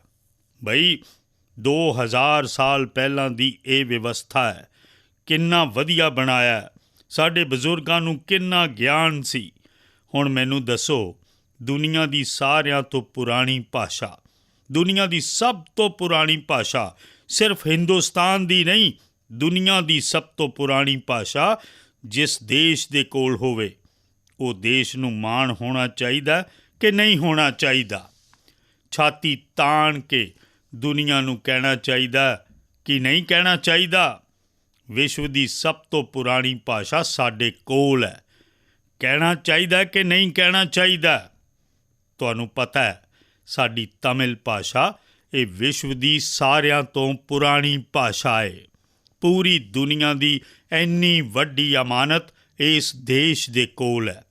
ਇੰਨਾ ਵੱਡਾ ਮਾਣ ਇਸ ਦੇਸ਼ ਦੇ ਕੋਲ ਹੈ। ਅਸੀਂ ਛਾਤੀ ਤਾਣ ਕੇ ਦੁਨੀਆ ਨੂੰ ਕਹਿੰਦੇ ਹਾਂ। ਮੈਂ ਪਿਛਲੀ ਵਾਰ ਜਦੋਂ UNO 'ਚ ਮੇਰਾ ਭਾਸ਼ਣ ਸੀ ਤਾਂ ਮੈਂ ਜਾਣ ਬੁੱਝ ਕੇ ਕਈ ਤਮਿਲ ਗੱਲਾਂ ਦੱਸੀਆਂ, ਕਿਉਂਕਿ ਮੈਂ ਦੁਨੀਆ ਨੂੰ ਦੱਸਣਾ ਚਾਹੁੰਦਾ ਸੀ। ਮੈਨੂੰ ਮਾਣ ਹੈ ਕਿ ਤਮਿਲ ਭਾਸ਼ਾ ਦੁਨੀਆ ਦੀ ਸਰਵੋਤਮ ਭਾਸ਼ਾ, ਦੁਨੀਆ ਦੀ ਸਾਰਿਆਂ ਤੋਂ ਪੁਰਾਣੀ ਭਾਸ਼ਾ ਮੇਰੇ ਦੇਸ਼ ਦੀ ਹੈ। ਸਾਨੂੰ ਮਾਣ ਕਰਨਾ ਚਾਹੀਦਾ। ਹੁਣ ਦੇਖੋ, ਆਰਾਮ ਨਾਲ ਉੱਤਰ ਭਾਰਤ ਦਾ ਵਿਅਕਤੀ ਡੋਸਾ ਖਾਂਦਾ ਕਿ ਨਹੀਂ ਖਾਂਦਾ? ਖਾਂਦਾ ਕਿ ਨਹੀਂ ਖਾਂਦਾ? ਸਾਂਬਰ ਵੀ ਬੜੇ ਮਜ਼ੇ ਨਾਲ ਖਾਂਦਾ ਕਿ ਨਹੀਂ ਖਾਂਦਾ? ਉਦੋਂ ਤਾਂ ਉਸ ਨੂੰ ਉੱਤਰ ਦੱਖਣ ਕੁਝ ਨਜ਼ਰ ਨਹੀਂ ਆਉਂਦਾ। ਦੱਖਣ ਵਿੱਚ ਜਾਓ ਤੁਸੀਂ ਤਾਂ ਉੱਥੇ ਪਰੌਂਠਾ ਸਬਜ਼ੀ ਵੀ ਮਿਲ ਜਾਂਦੀ ਹੈ, ਪੂੜੀ ਸਬਜ਼ੀ ਵੀ ਮਿਲ ਜਾਂਦੀ ਹੈ। ਬੜੇ ਚਾਅ ਨਾਲ ਲੋਕ ਖਾਂਦੇ ਨੇ, ਗਰਵ ਕਰਦੇ ਨੇ ਕਿ ਨਹੀਂ ਕਰਦੇ? ਕੋਈ ਤਣਾਅ ਨਹੀਂ ਹੁੰਦਾ, ਕੋਈ ਰੁਕਾਵਟ ਨਹੀਂ ਹੁੰਦੀ ਹੈ। ਜਿੰਨੀ ਸਰਲਤਾ ਨਾਲ ਬਾਕੀ ਜ਼ਿੰਦਗੀ ਆਉਂਦੀ ਹੈ, ਉਨੀ ਸਰਲਤਾ ਨਾਲ। ਅਤੇ ਮੈਂ ਤਾਂ ਚਾਹਾਂਗਾ ਕਿ ਹਰ ਕਿਸੇ ਨੂੰ ਕੋਸ਼ਿਸ਼ ਕਰਨੀ ਚਾਹੀਦੀ ਹੈ ਕਿ ਆਪਣੀ ਮਾਤ ਭਾਸ਼ਾ ਦੇ ਬਾਅਦ ਭਾਰਤ ਦੀ ਕੋਈ ਨਾ ਕੋਈ ਭਾਸ਼ਾ, ਕੁਝ ਤਾਂ ਸੈਂਟੈਂਸਿਸ ਆਉਣੇ ਚਾਹੀਦੇ ਨੇ। ਤੁਸੀਂ ਦੇਖੋਗੇ ਕਿ ਤੁਹਾਨੂੰ ਆਨੰਦ ਆਏਗਾ ਜਦੋਂ ਇਸ ਤਰ੍ਹਾਂ ਦੇ ਵਿਅਕਤੀ ਨੂੰ ਮਿਲੋਗੇ, ਅਤੇ ਜਦੋਂ 2 ਵਾਕ ਵੀ ਉਸ ਦੀ ਭਾਸ਼ਾ ਵਿੱਚ ਬੋਲੋਗੇ ਤਾਂ ਇੱਕਦਮ ਆਪਣਾਪਨ ਹੋ ਜਾਏਗਾ। ਅਤੇ ਇਸੇ ਲਈ ਭਾਸ਼ਾ ਨੂੰ ਬੋਝ ਦੇ ਰੂਪ ਵਿੱਚ ਨਹੀਂ। ਮੈਨੂੰ ਯਾਦ ਹੈ, ਜਦੋਂ ਬਹੁਤ ਸਾਲ ਪਹਿਲਾਂ ਦੀ ਗੱਲ ਹੈ, ਮੈਂ ਸਮਾਜਿਕ ਕੰਮਾਂ ਵਿੱਚ ਲੱਗਿਆ ਸੀ ਤਾਂ ਉਦੋਂ ਇੱਕ ਬੱਚੀ ਨੂੰ ਮੈਂ ਦੇਖਿਆ ਕਿ ਬੱਚਿਆਂ ਵਿੱਚ ਭਾਸ਼ਾ ਨੂੰ ਕੈਚ ਕਰਨ ਦੀ ਬੜੀ ਤਾਕਤ ਹੁੰਦੀ ਹੈ, ਸਿੱਖ ਲੈਂਦੇ ਨੇ ਤੇਜ਼ੀ ਨਾਲ। ਮੈਂ ਕਦੀ ਸਾਡੇ ਇੱਥੇ ਕੇਲੀ ਕੁੰਬੀ ਦਾ ਇੱਕ ਸਧਾਰਨ ਪਰਿਵਾਰ ਸੀ ਅਹਿਮਦਾਬਾਦ ਵਿੱਚ, ਮੈਂ ਕਦੀ ਉਹਨਾਂ ਦੇ ਘਰ ਖਾਣੇ ਲਈ ਜਾਂਦਾ ਸੀ ਤਾਂ ਉੱਥੇ ਇੱਕ ਬੱਚੀ ਸੀ, ਉਹ ਕਈ ਭਾਸ਼ਾਵਾਂ ਬੋਲਦੀ ਸੀ। ਕਿਉਂ? ਕਿਉਂਕਿ ਇੱਕ ਤਾਂ ਉਹ ਮਜ਼ਦੂਰਾਂ ਦੀ ਕਲੋਨੀ ਸੀ ਤਾਂ ਕੋਸਮੋਪੋਲੀਟਨ ਸੀ। ਉਸ ਦੀ ਮਾਤਾ ਜੀ ਕੇਰਲ ਦੀ ਸੀ, ਪਿਤਾ ਜੀ ਬੰਗਾਲ ਤੋਂ ਸੀ। ਘਰ 'ਚ ਪੂਰਾ ਹਿੰਦੀ ਚੱਲਦੀ ਸੀ। ਕੋਲ ਹੀ ਇੱਕ ਪਰਿਵਾਰ ਮਰਾਠੀ ਸੀ ਅਤੇ ਸਕੂਲ ਜੋ ਹੁੰਦੇ ਸੀ ਉਹ ਗੁਜਰਾਤੀ ਹੁੰਦੇ ਸੀ। ਮੈਂ ਹੈਰਾਨ ਸੀ, ਉਹ 7-8 ਸਾਲਾਂ ਦੀ ਬੱਚੀ ਬੰਗਾਲੀ, ਮਰਾਠੀ, ਮਲਿਆਲਮ, ਹਿੰਦੀ ਇੰਨੀ ਤੇਜ਼ ਅਤੇ ਵਧੀਆ ਬੋਲਦੀ ਸੀ। ਘਰ ਵਿੱਚ ਜੇ 5 ਲੋਕ ਬੈਠੇ ਆ ਤਾਂ ਇਸ ਦੇ ਨਾਲ ਬੰਗਾਲੀ 'ਚ ਗੱਲ ਕਰੇਗੀ, ਇਸ ਦੇ ਨਾਲ ਕਰੇਗੀ ਤਾਂ ਮਲਿਆਲਮ 'ਚ, ਇਸ ਨਾਲ ਕਰੇਗੀ ਤਾਂ ਗੁਜਰਾਤੀ 'ਚ ਕਰੇਗੀ। 8-10 ਸਾਲਾਂ ਦੀ ਬੱਚੀ ਸੀ, ਮਤਲਬ ਉਸ ਦੀ ਪ੍ਰਤਿਭਾ ਖਿੜ ਰਹੀ ਸੀ। ਇਸ ਲਈ ਮੇਰੀ ਤੁਹਾਨੂੰ ਬੇਨਤੀ ਹੈ ਕਿ ਸਾਨੂੰ ਆਪਣੀ ਵਿਰਾਸਤ, ਮੈਂ ਤਾਂ 5 ਪ੍ਰਾਣ ਦੀ ਗੱਲ ਵੀ ਕੀਤੀ ਸੀ, ਆਪਣੀ ਵਿਰਾਸਤ 'ਤੇ ਸਾਨੂੰ ਗਰਵ ਹੋਣਾ ਚਾਹੀਦਾ ਅਤੇ ਸਾਨੂੰ ਮਾਣ ਹੋਣਾ ਚਾਹੀਦਾ ਕਿ ਸਾਡੇ ਬਜ਼ੁਰਗਾਂ ਨੇ ਇੱਦਾਂ ਦੀ ਭਾਸ਼ਾ ਸਾਨੂੰ ਦਿੱਤੀ ਹੈ। ਇਹ ਹਰ ਹਿੰਦੁਸਤਾਨੀ ਨੂੰ ਮਾਣ ਹੋਣਾ ਚਾਹੀਦਾ, ਹਰ ਭਾਸ਼ਾ 'ਤੇ ਮਾਣ ਹੋਣਾ ਚਾਹੀਦਾ। ਬਹੁਤ ਬਹੁਤ ਧੰਨਵਾਦ। ਨਮਸਕਾਰ ਮਾਨਯੋਗ ਪ੍ਰਧਾਨ ਮੰਤਰੀ ਸ਼੍ਰੀ ਨਰਿੰਦਰ ਮੋਦੀ ਜੀ, ਮੈਂ ਸੁਨੈਨਾ ਤ੍ਰਿਪਾਠੀ ਕ੍ਰਿਸ਼ਨ ਮੂਰਤੀ ਸਕੂਲ ਤੋਂ ਹਾਂ। ਮੇਰਾ ਸਵਾਲ ਇਹ ਹੈ ਕਿ ਜਮਾਤ ਵਿੱਚ ਵਿਦਿਆਰਥੀਆਂ ਨੂੰ ਰੁਚੀਪੂਰਨ ਪੜ੍ਹਾਈ ਲਈ ਕਿਸ ਤਰ੍ਹਾਂ ਆਕਰਸ਼ਿਤ ਕੀਤਾ ਜਾਵੇ ਅਤੇ ਜੀਵਨ ਦੇ ਸਾਰਥਕ ਕਦਰਾਂ ਕੀਮਤਾਂ ਦੀ ਸਿੱਖਿਆ ਕਿਵੇਂ ਦਈਏ। ਨਾਲ ਹੀ ਜਮਾਤ ਵਿੱਚ ਅਨੁਸ਼ਾਸਨ ਦੇ ਨਾਲ ਪੜ੍ਹਾਈ ਨੂੰ ਰੋਚਕ ਕਿਵੇਂ ਬਣਾਈਏ। ਧੰਨਵਾਦ। ਇਹ ਸਵਾਲ ਟੀਚਰ ਦਾ ਸੀ। ਦੇਖੋ, ਅੱਜ ਕੱਲ੍ਹ ਅਨੁਭਵ ਆਉਂਦਾ ਕਿ ਟੀਚਰ ਆਪਣੇ ਆਪ ਵਿੱਚ ਹੀ ਗੁਆਚੇ ਰਹਿੰਦੇ ਆ। ਹਾਲੇ ਤਾਂ ਮੈਂ ਅੱਧਾ ਵਾਕ ਬੋਲਿਆ ਅਤੇ ਤੁਸੀਂ ਫੜ ਵੀ ਲਿਆ। ਉਹ ਇੱਕ ਨਿਰਧਾਰਿਤ ਸਿਲੇਬਸ 20 ਮਿੰਟ 30 ਮਿੰਟ ਬੋਲਣਾ, ਆਪਣਾ ਰਟਿਆ ਰਟਾਇਆ ਬੋਲ ਦਿੰਦੇ ਆ ਅਤੇ ਫਿਰ ਜੇ ਕੋਈ ਹਿੱਲੇਗਾ ਇੱਧਰ ਉੱਧਰ ਤਾਂ ਦੇਖਿਆ ਹੋਏਗਾ ਤੁਸੀਂ। ਮੈਂ ਤਾਂ ਮੇਰੇ ਆਪਣੇ ਬਚਪਨ ਦੇ ਅਨੁਭਵ ਦੀ ਗੱਲ ਦੱਸਦਾ। ਅੱਜ ਕੱਲ੍ਹ ਤਾਂ ਟੀਚਰ ਚੰਗੇ ਹੁੰਦੇ ਨੇ, ਮੇਰੇ ਜ਼ਮਾਨੇ 'ਚ ਸ਼ਾਇਦ ਇੱਦਾਂ ਨਹੀਂ ਹੁੰਦਾ ਸੀ। ਇਸ ਲਈ ਮੈਨੂੰ ਟੀਚਰਾਂ ਦੀ ਆਲੋਚਨਾ ਕਰਨ ਦਾ ਹੱਕ ਨਹੀਂ ਹੈ, ਪਰ ਕਦੀ-ਕਦੀ ਮੈਂ ਦੇਖਦਾ ਸੀ ਕਿ ਟੀਚਰ ਜੋ ਤਿਆਰੀ ਕਰਕੇ ਆਏ ਨੇ ਅਤੇ ਅਗਰ ਉਹ ਭੁੱਲ ਗਏ ਤਾਂ ਉਹ ਚਾਹੁੰਦੇ ਨਹੀਂ ਕਿ ਬੱਚੇ ਫੜ ਲੈਣ ਉਹਨੂੰ, ਬੱਚਿਆਂ ਤੋਂ ਛੁਪਾਉਣਾ ਚਾਹੁੰਦੇ ਆ। ਤਾਂ ਕੀ ਕਰਦੇ ਨੇ ਕਿ ਇੱਕ ਬੱਚੇ ਵੱਲ, ਇਹ ਤੂੰ ਖੜ੍ਹਾ ਹੋ ਜਾ ਬਈ, ਕਿਉਂ ਇੱਦਾਂ ਬੈਠਾ, ਕਿਉਂ ਇੱਦਾਂ ਕਰ ਰਿਹਾ, ਮਤਲਬ ਪੂਰੇ 5-7 ਮਿੰਟ ਉਸ 'ਤੇ ਲਗਾ ਦੇਣਗੇ। ਇੰਨੇ ਵਿੱਚ ਅਗਰ ਵਿਸ਼ਾ ਯਾਦ ਆ ਗਿਆ ਤਾਂ ਗੱਡੀ ਵਾਪਸ ਆਏਗੀ, ਵਰਨਾ ਫਿਰ ਉੱਥੇ ਕੋਈ ਜੇ ਹੱਸ ਪਿਆ ਉਹਨੂੰ ਫੜ ਲੈਣਗੇ, ਕਿਉਂ ਹੱਸਦਾ ਹੈ ਤੂੰ। ਅੱਜ ਵੀ ਇੱਦਾਂ ਹੀ ਹੁੰਦਾ। ਨਹੀਂ ਹੁਣ ਇੱਦਾਂ ਨਹੀਂ ਹੁੰਦਾ ਹੋਏਗਾ। ਹੁਣ ਤਾਂ ਟੀਚਰ ਬਹੁਤ ਚੰਗੇ ਹੁੰਦੇ ਨੇ। ਤੁਸੀਂ ਦੇਖਿਆ ਹੋਵੇਗਾ ਕਿ ਟੀਚਰ ਮੋਬਾਈਲ ਫੋਨ 'ਤੇ ਆਪਣਾ ਸਿਲੇਬਸ ਲੈ ਕੇ ਆਉਂਦਾ, ਮੋਬਾਈਲ ਵੇਖ ਕੇ ਪੜ੍ਹਾਉਂਦਾ। ਅਸੀਂ ਇੱਦਾਂ ਕਰਦੇ ਹਾਂ ਕਿ ਤੇ ਕਦੀ ਉਂਗਲ ਇੱਧਰ ਉੱਧਰ ਦੱਬ ਗਈ ਤਾਂ ਹੱਥ 'ਚੋਂ ਨਿਕਲ ਜਾਂਦਾ, ਉਹ ਲੱਭਦਾ ਰਹਿੰਦਾ, ਤਾਂ ਉਸਨੇ ਪੂਰੀ ਤਰ੍ਹਾਂ ਟੈਕਨੋਲੋਜੀ ਨੂੰ ਸਿੱਖਿਆ ਨਹੀਂ। ਜ਼ਰੂਰੀ 2-4 ਚੀਜ਼ਾਂ ਸਿੱਖ ਲਈਆਂ ਅਤੇ ਇੱਧਰ ਉੱਧਰ ਉਂਗਲੀ ਅੜ ਗਈ ਤਾਂ ਫਿਰ ਉਹ ਡਿਜਿਟ ਇੱਧਰ ਉੱਧਰ ਹੋ ਜਾਂਦਾ, ਹੱਥ ਨਹੀਂ ਲੱਗਦਾ, ਬਹੁਤ ਪਰੇਸ਼ਾਨ ਹੋ ਜਾਂਦਾ। ਸਰਦੀਆਂ 'ਚ ਵੀ ਪਸੀਨਾ ਛੁੱਟ ਜਾਂਦਾ।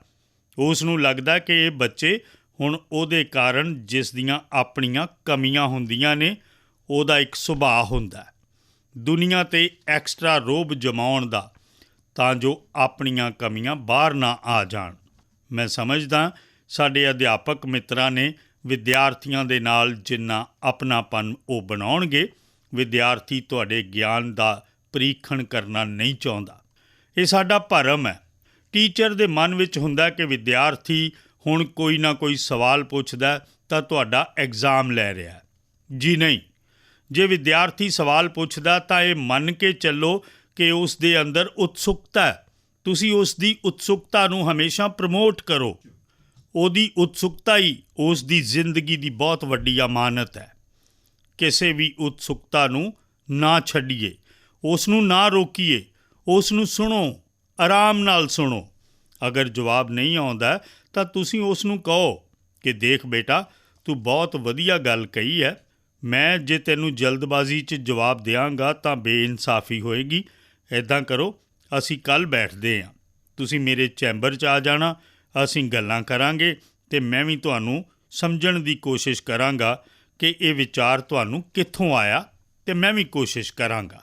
ਇਨ ਬਿਟਵੀਨ ਘਰ ਜਾ ਕੇ ਸਟੱਡੀ ਕਰਾਂਗਾ, ਜ਼ਰਾ ਗੂਗਲ 'ਤੇ ਜਾਵਾਂਗਾ, ਇੱਧਰ ਉੱਧਰ ਜਾਵਾਂਗਾ, ਪੁੱਛ ਲਵਾਂਗਾ ਅਤੇ ਫਿਰ ਮੈਂ ਤਿਆਰ ਹੋ ਕੇ ਜਾਵਾਂਗਾ। ਫਿਰ ਦੂਸਰੇ ਦਿਨ ਮੈਂ ਉਸ ਨੂੰ ਪੁੱਛਾਂਗਾ, ਅੱਛਾ ਬਈ ਤੈਨੂੰ ਇਹ ਵਿਚਾਰ ਆਇਆ ਕਿੱਥੋਂ? ਇੰਨਾ ਉੱਚਾ ਵਿਚਾਰ ਇਸ ਉਮਰ ਵਿੱਚ ਕਿੱਦਾਂ ਆਇਆ ਤੁਹਾਨੂੰ? ਉਸ ਨੂੰ ਪੁਚਕਾਰਦੇ ਹੋਏ ਫਿਰ ਉਸ ਨੂੰ ਕਹੋ, ਵੇਖ ਸੱਚਮੁੱਚ ਇੱਦਾਂ ਨਹੀਂ ਹੈ, ਰਿਐਲਿਟੀ ਇਹ ਹੈ।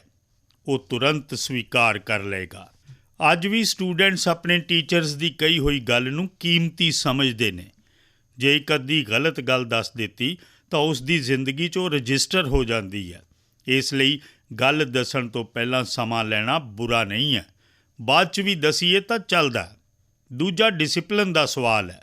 ਕਲਾਸ 'ਚ ਕਦੇ ਟੀਚਰ ਨੂੰ ਕੀ ਲੱਗਦਾ, ਆਪਣਾ ਰੋਹਬ ਝਾੜਨ ਲਈ, ਆਪਣਾ ਅਸਰ ਪੈਦਾ ਕਰਨ ਲਈ ਕਲਾਸ ਦਾ ਸਭ ਤੋਂ ਕਮਜ਼ੋਰ ਸਟੂਡੈਂਟ ਹੋਏਗਾ, ਉਹਨੂੰ ਕਹਿਣਗੇ ਕਿ ਦੱਸ ਤੈਨੂੰ ਸਮਝ ਲੱਗੀ ਜਾਂ ਨਹੀਂ। ਉਹ ਇੱਧਰ ਉੱਧਰ ਕਰਦਾ ਰਹੇਗਾ, ਤੂੰ ਮੈਂ ਕਰੇਗਾ ਤਾਂ ਡਾਂਟ ਦੇਣਗੇ। ਮੈਂ ਇੰਨੀ ਮਿਹਨਤ ਕਰ ਰਿਹਾ, ਇੰਨਾ ਪੜ੍ਹਾ ਰਿਹਾ, ਤੈਨੂੰ ਕੁਝ ਸਮਝ ਨਹੀਂ ਆ ਰਿਹਾ। ਜੇ ਮੈਂ ਟੀਚਰ ਹੁੰਦਾ ਤਾਂ ਕੀ ਕਰਦਾ? ਜੋ ਬਹੁਤ ਹੀ ਵਧੀਆ ਬ੍ਰਾਈਟ ਸਟੂਡੈਂਟਸ ਨੇ, ਉਹਨਾਂ ਨੂੰ ਕਹਿੰਦੇ ਕਿ ਤੁਸੀਂ ਦੱਸੋ ਕਿ ਤੁਸੀਂ ਕਿਸ ਤਰ੍ਹਾਂ ਸਮਝੇ ਇਸ ਨੂੰ। ਉਹ ਵਧੀਆ ਸਮਝਾਇਆ। ਜੋ ਨਹੀਂ ਸਮਝ ਰਿਹਾ, ਉਹ ਸਟੂਡੈਂਟ ਦੀ ਭਾਸ਼ਾ ਚੰਗੀ ਤਰ੍ਹਾਂ ਸਮਝੇਗਾ, ਉਸ ਨੂੰ ਸਮਝ ਆ ਜਾਏਗਾ। ਅਤੇ ਜੋ ਚੰਗੇ ਸਟੂਡੈਂਟਸ ਨੇ, ਉਹਨਾਂ ਨੂੰ ਮੈਂ ਪ੍ਰਤਿਸ਼ਠਾ ਦੇ ਰਿਹਾ ਤਾਂ ਚੰਗੇ ਬਣਨ ਦਾ ਕੰਪੀਟੀਸ਼ਨ ਸ਼ੁਰੂ ਹੋਏਗਾ।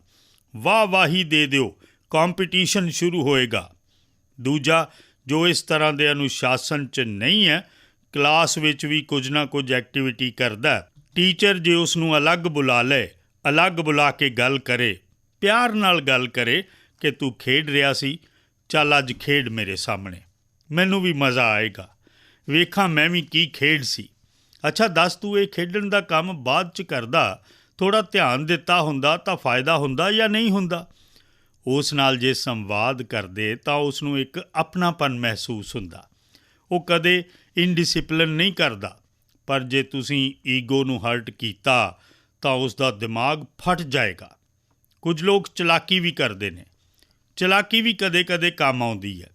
ਜੋ ਸਭ ਤੋਂ ਸ਼ਰਾਰਤੀ ਲੜਕਾ ਹੁੰਦਾ, ਉਸੇ ਨੂੰ ਮੋਨੀਟਰ ਬਣਾਉਂਦੇ ਨੇ ਨਾ, ਉਹ ਮੋਨੀਟਰ ਬਣ ਜਾਂਦਾ ਤਾਂ ਉਸ ਨੂੰ ਵੀ ਲੱਗਦਾ ਕਿ ਯਾਰ ਮੈਨੂੰ ਵੀ ਥੋੜ੍ਹਾ ਠੀਕ ਵਿਵਹਾਰ ਕਰਨਾ ਪਏਗਾ, ਤਾਂ ਉਹ ਫਿਰ ਆਪਣੇ ਆਪ ਨੂੰ ਥੋੜ੍ਹਾ ਠੀਕ ਕਰਦਾ ਅਤੇ ਸਭ ਨੂੰ ਠੀਕ ਰੱਖਣ ਲਈ ਆਪਣੇ ਆਪ ਨੂੰ ਥੋੜ੍ਹਾ ਐਡਜਸਟ ਕਰਦਾ।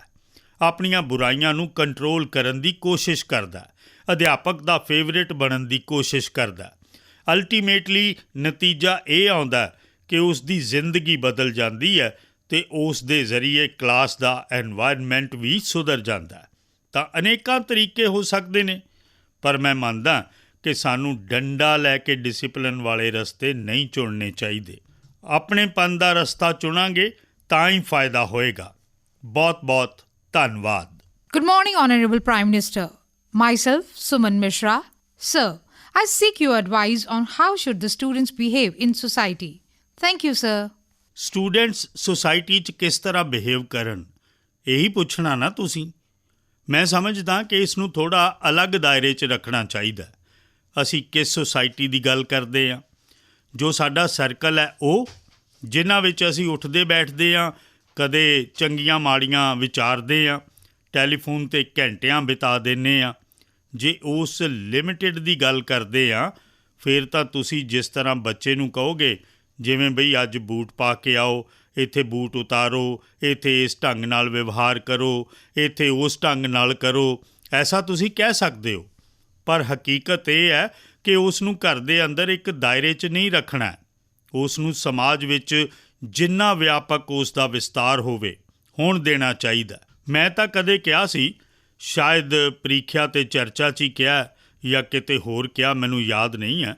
ਮੈਂ ਕਿਹਾ ਸੀ ਕਿ 10ਵੀਂ 12ਵੀਂ ਦੇ ਐਗਜ਼ਾਮ ਤੋਂ ਬਾਅਦ ਕਦੇ ਬੱਚੇ ਨੂੰ ਕਹੋ ਕਿ ਇਹ ਪੈਸੇ ਮੈਂ ਤੈਨੂੰ ਦੇਣਾ ਅਤੇ 5 ਦਿਨਾਂ ਲਈ ਤੂੰ ਆਪਣੀ ਸਟੇਟ 'ਚ ਘੁੰਮ ਕੇ ਆ, ਅਤੇ ਉੱਥੋਂ ਦੇ ਫੋਟੋਜ਼, ਉੱਥੋਂ ਦਾ ਵਰਣਨ ਸਭ ਲਿਖ ਕੇ ਲਿਆ, ਸੁੱਟੋ ਉਸ ਨੂੰ ਹਿੰਮਤ ਦੇ ਨਾਲ।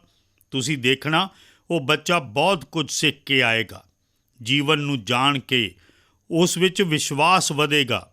ਫਿਰ ਉਹ ਤੁਹਾਨੂੰ ਇਹ ਨਹੀਂ ਕਹੇਗਾ। ਅਤੇ 12ਵੀਂ ਦਾ ਸਟੂਡੈਂਟ ਹੈ ਤਾਂ ਉਸ ਨੂੰ ਕਹੋ ਕਿ ਰਾਜ ਤੋਂ ਬਾਹਰ ਹੋ ਕੇ ਆ, ਦੇਖ ਇਹ ਇੰਨੇ ਪੈਸੇ ਨੇ, ਟ੍ਰੇਨ 'ਚ ਜਾਣਾ, ਵਿਦਆਊਟ ਰਿਜ਼ਰਵੇਸ਼ਨ ਜਾਣਾ, ਸਮਾਨ ਇੰਨਾ ਹੋਏਗਾ, ਤੈਨੂੰ ਖਾਣਾ ਦੇ ਦਿੱਤਾ, ਜਾ ਇੰਨੀਆਂ ਚੀਜ਼ਾਂ ਦੇਖ ਕੇ ਆ, ਘਰ ਆ ਕੇ ਸਭ ਨੂੰ ਸਮਝਾ। ਤੁਹਾਨੂੰ ਸੱਚਮੁੱਚ ਆਪਣੇ ਬੱਚਿਆਂ ਦਾ ਟਰਾਇਲ ਲੈਂਦੇ ਰਹਿਣਾ ਚਾਹੀਦਾ।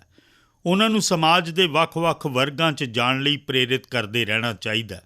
ਉਸ ਨੂੰ ਕਦੇ ਪੁੱਛਣਾ ਚਾਹੀਦਾ ਕਿ ਤੇਰੇ ਸਕੂਲ 'ਚ ਉਸ ਬੱਚੇ ਨੇ ਕਬੱਡੀ 'ਚ ਚੰਗਾ ਖੇਡਿਆ ਸੀ, ਤੂੰ ਉਸ ਨੂੰ ਮਿਲਿਆ ਸੀ? ਜਾਂ ਉਸ ਦੇ ਘਰ ਜਾ ਕੇ ਉਸ ਨੂੰ ਮਿਲ ਕੇ ਆ। ਫਲਾਣੇ ਬੱਚੇ ਨੇ ਵਿਗਿਆਨ ਮੇਲੇ 'ਚ ਚੰਗਾ ਕੰਮ ਕੀਤਾ, ਤੂੰ ਜਾ ਕੇ ਉਸ ਨੂੰ ਮਿਲ ਕੇ ਆ, ਜਾਂ ਜ਼ਰਾ ਮਿਲ ਕੇ ਆ। ਉਸ ਦਾ ਵਿਸਤਾਰ ਕਰਨ ਦਾ ਤੁਹਾਨੂੰ ਮੌਕਾ ਦੇਣਾ ਚਾਹੀਦਾ। ਉਸ ਨੂੰ ਐਸਾ ਕਰਨਾ ਚਾਹੀਦਾ, ਵੈਸਾ ਕਰਨਾ ਚਾਹੀਦਾ, ਇਹ ਨਹੀਂ ਕਰਨਾ ਚਾਹੀਦਾ, ਉਹ ਨਹੀਂ ਕਰਨਾ ਚਾਹੀਦਾ। ਕਿਰਪਾ ਕਰਕੇ ਉਸ ਨੂੰ ਬੰਧਨਾਂ 'ਚ ਬੰਨ੍ਹਣਾ ਬੰਦ ਕਰ ਦਿਓ। ਤੁਸੀਂ ਮੈਨੂੰ ਦੱਸੋ, ਕੋਈ ਇਹ ਫਰਮਾਨ ਕੱਢੇ ਕਿ ਹੁਣ ਪਤੰਗਾਂ ਨੂੰ ਯੂਨੀਫਾਰਮ ਪਵਾਵਾਂਗੇ ਤਾਂ ਕੀ ਹੋਏਗਾ? ਕੀ ਹੋਏਗਾ? ਕੋਈ ਲੌਜਿਕ ਹੈ? ਸਾਨੂੰ ਬੱਚਿਆਂ ਦਾ ਵਿਸਤਾਰ ਹੋਣ ਦੇਣਾ ਚਾਹੀਦਾ। ਉਹਨਾਂ ਨੂੰ ਨਵੇਂ-ਨਵੇਂ ਦਾਇਰੇ 'ਚ ਲੈ ਕੇ ਜਾਣਾ ਚਾਹੀਦਾ। ਸਾਡੇ ਇੱਥੇ ਛੁੱਟੀਆਂ 'ਚ ਹੁੰਦਾ ਸੀ ਕਿ ਮਾਮੇ ਦੇ ਘਰ ਜਾਣਾ, ਫਲਾਣੀ ਜਗ੍ਹਾ 'ਤੇ ਜਾਣਾ। ਇਹ ਕਿਉਂ ਹੁੰਦਾ ਸੀ? ਇਸ ਦਾ ਆਪਣਾ ਇੱਕ ਆਨੰਦ ਹੁੰਦਾ, ਉਸ ਦੇ ਆਪਣੇ ਸੰਸਕਾਰ ਹੁੰਦੇ ਨੇ, ਇੱਕ ਜੀਵਨ ਦੀ ਰਚਨਾ ਬਣਦੀ ਹੈ। ਅਸੀਂ ਆਪਣੇ ਦਾਇਰਿਆਂ 'ਚ ਬੱਚਿਆਂ ਨੂੰ ਬੰਦ ਨਾ ਕਰੀਏ। ਅਸੀਂ ਜਿੰਨਾ ਜ਼ਿਆਦਾ ਦਾਇਰਾ ਉਹਨਾਂ ਦਾ ਵਧਾਵਾਂਗੇ, ਸਾਡਾ ਧਿਆਨ ਰਹਿਣਾ ਚਾਹੀਦਾ ਕਿ ਉਸ ਦੀਆਂ ਆਦਤਾਂ ਕਿਤੇ ਖਰਾਬ ਤਾਂ ਨਹੀਂ ਹੋ ਰਹੀਆਂ, ਕਮਰੇ 'ਚ ਬੰਦ ਤਾਂ ਨਹੀਂ ਹੋ ਰਹਿੰਦਾ, ਉਦਾਸੀਨ ਤਾਂ ਨਹੀਂ ਰਹਿੰਦਾ। ਪਹਿਲਾਂ ਖਾਣ ਬੈਠਦਾ ਸੀ ਤਾਂ ਕਿੰਨਾ ਹਾਸਾ ਮਜ਼ਾਕ ਕਰਦਾ ਸੀ, ਅੱਜ ਕੱਲ੍ਹ ਹਾਸਾ ਮਜ਼ਾਕ ਬੰਦ ਕਰ ਦਿੱਤਾ।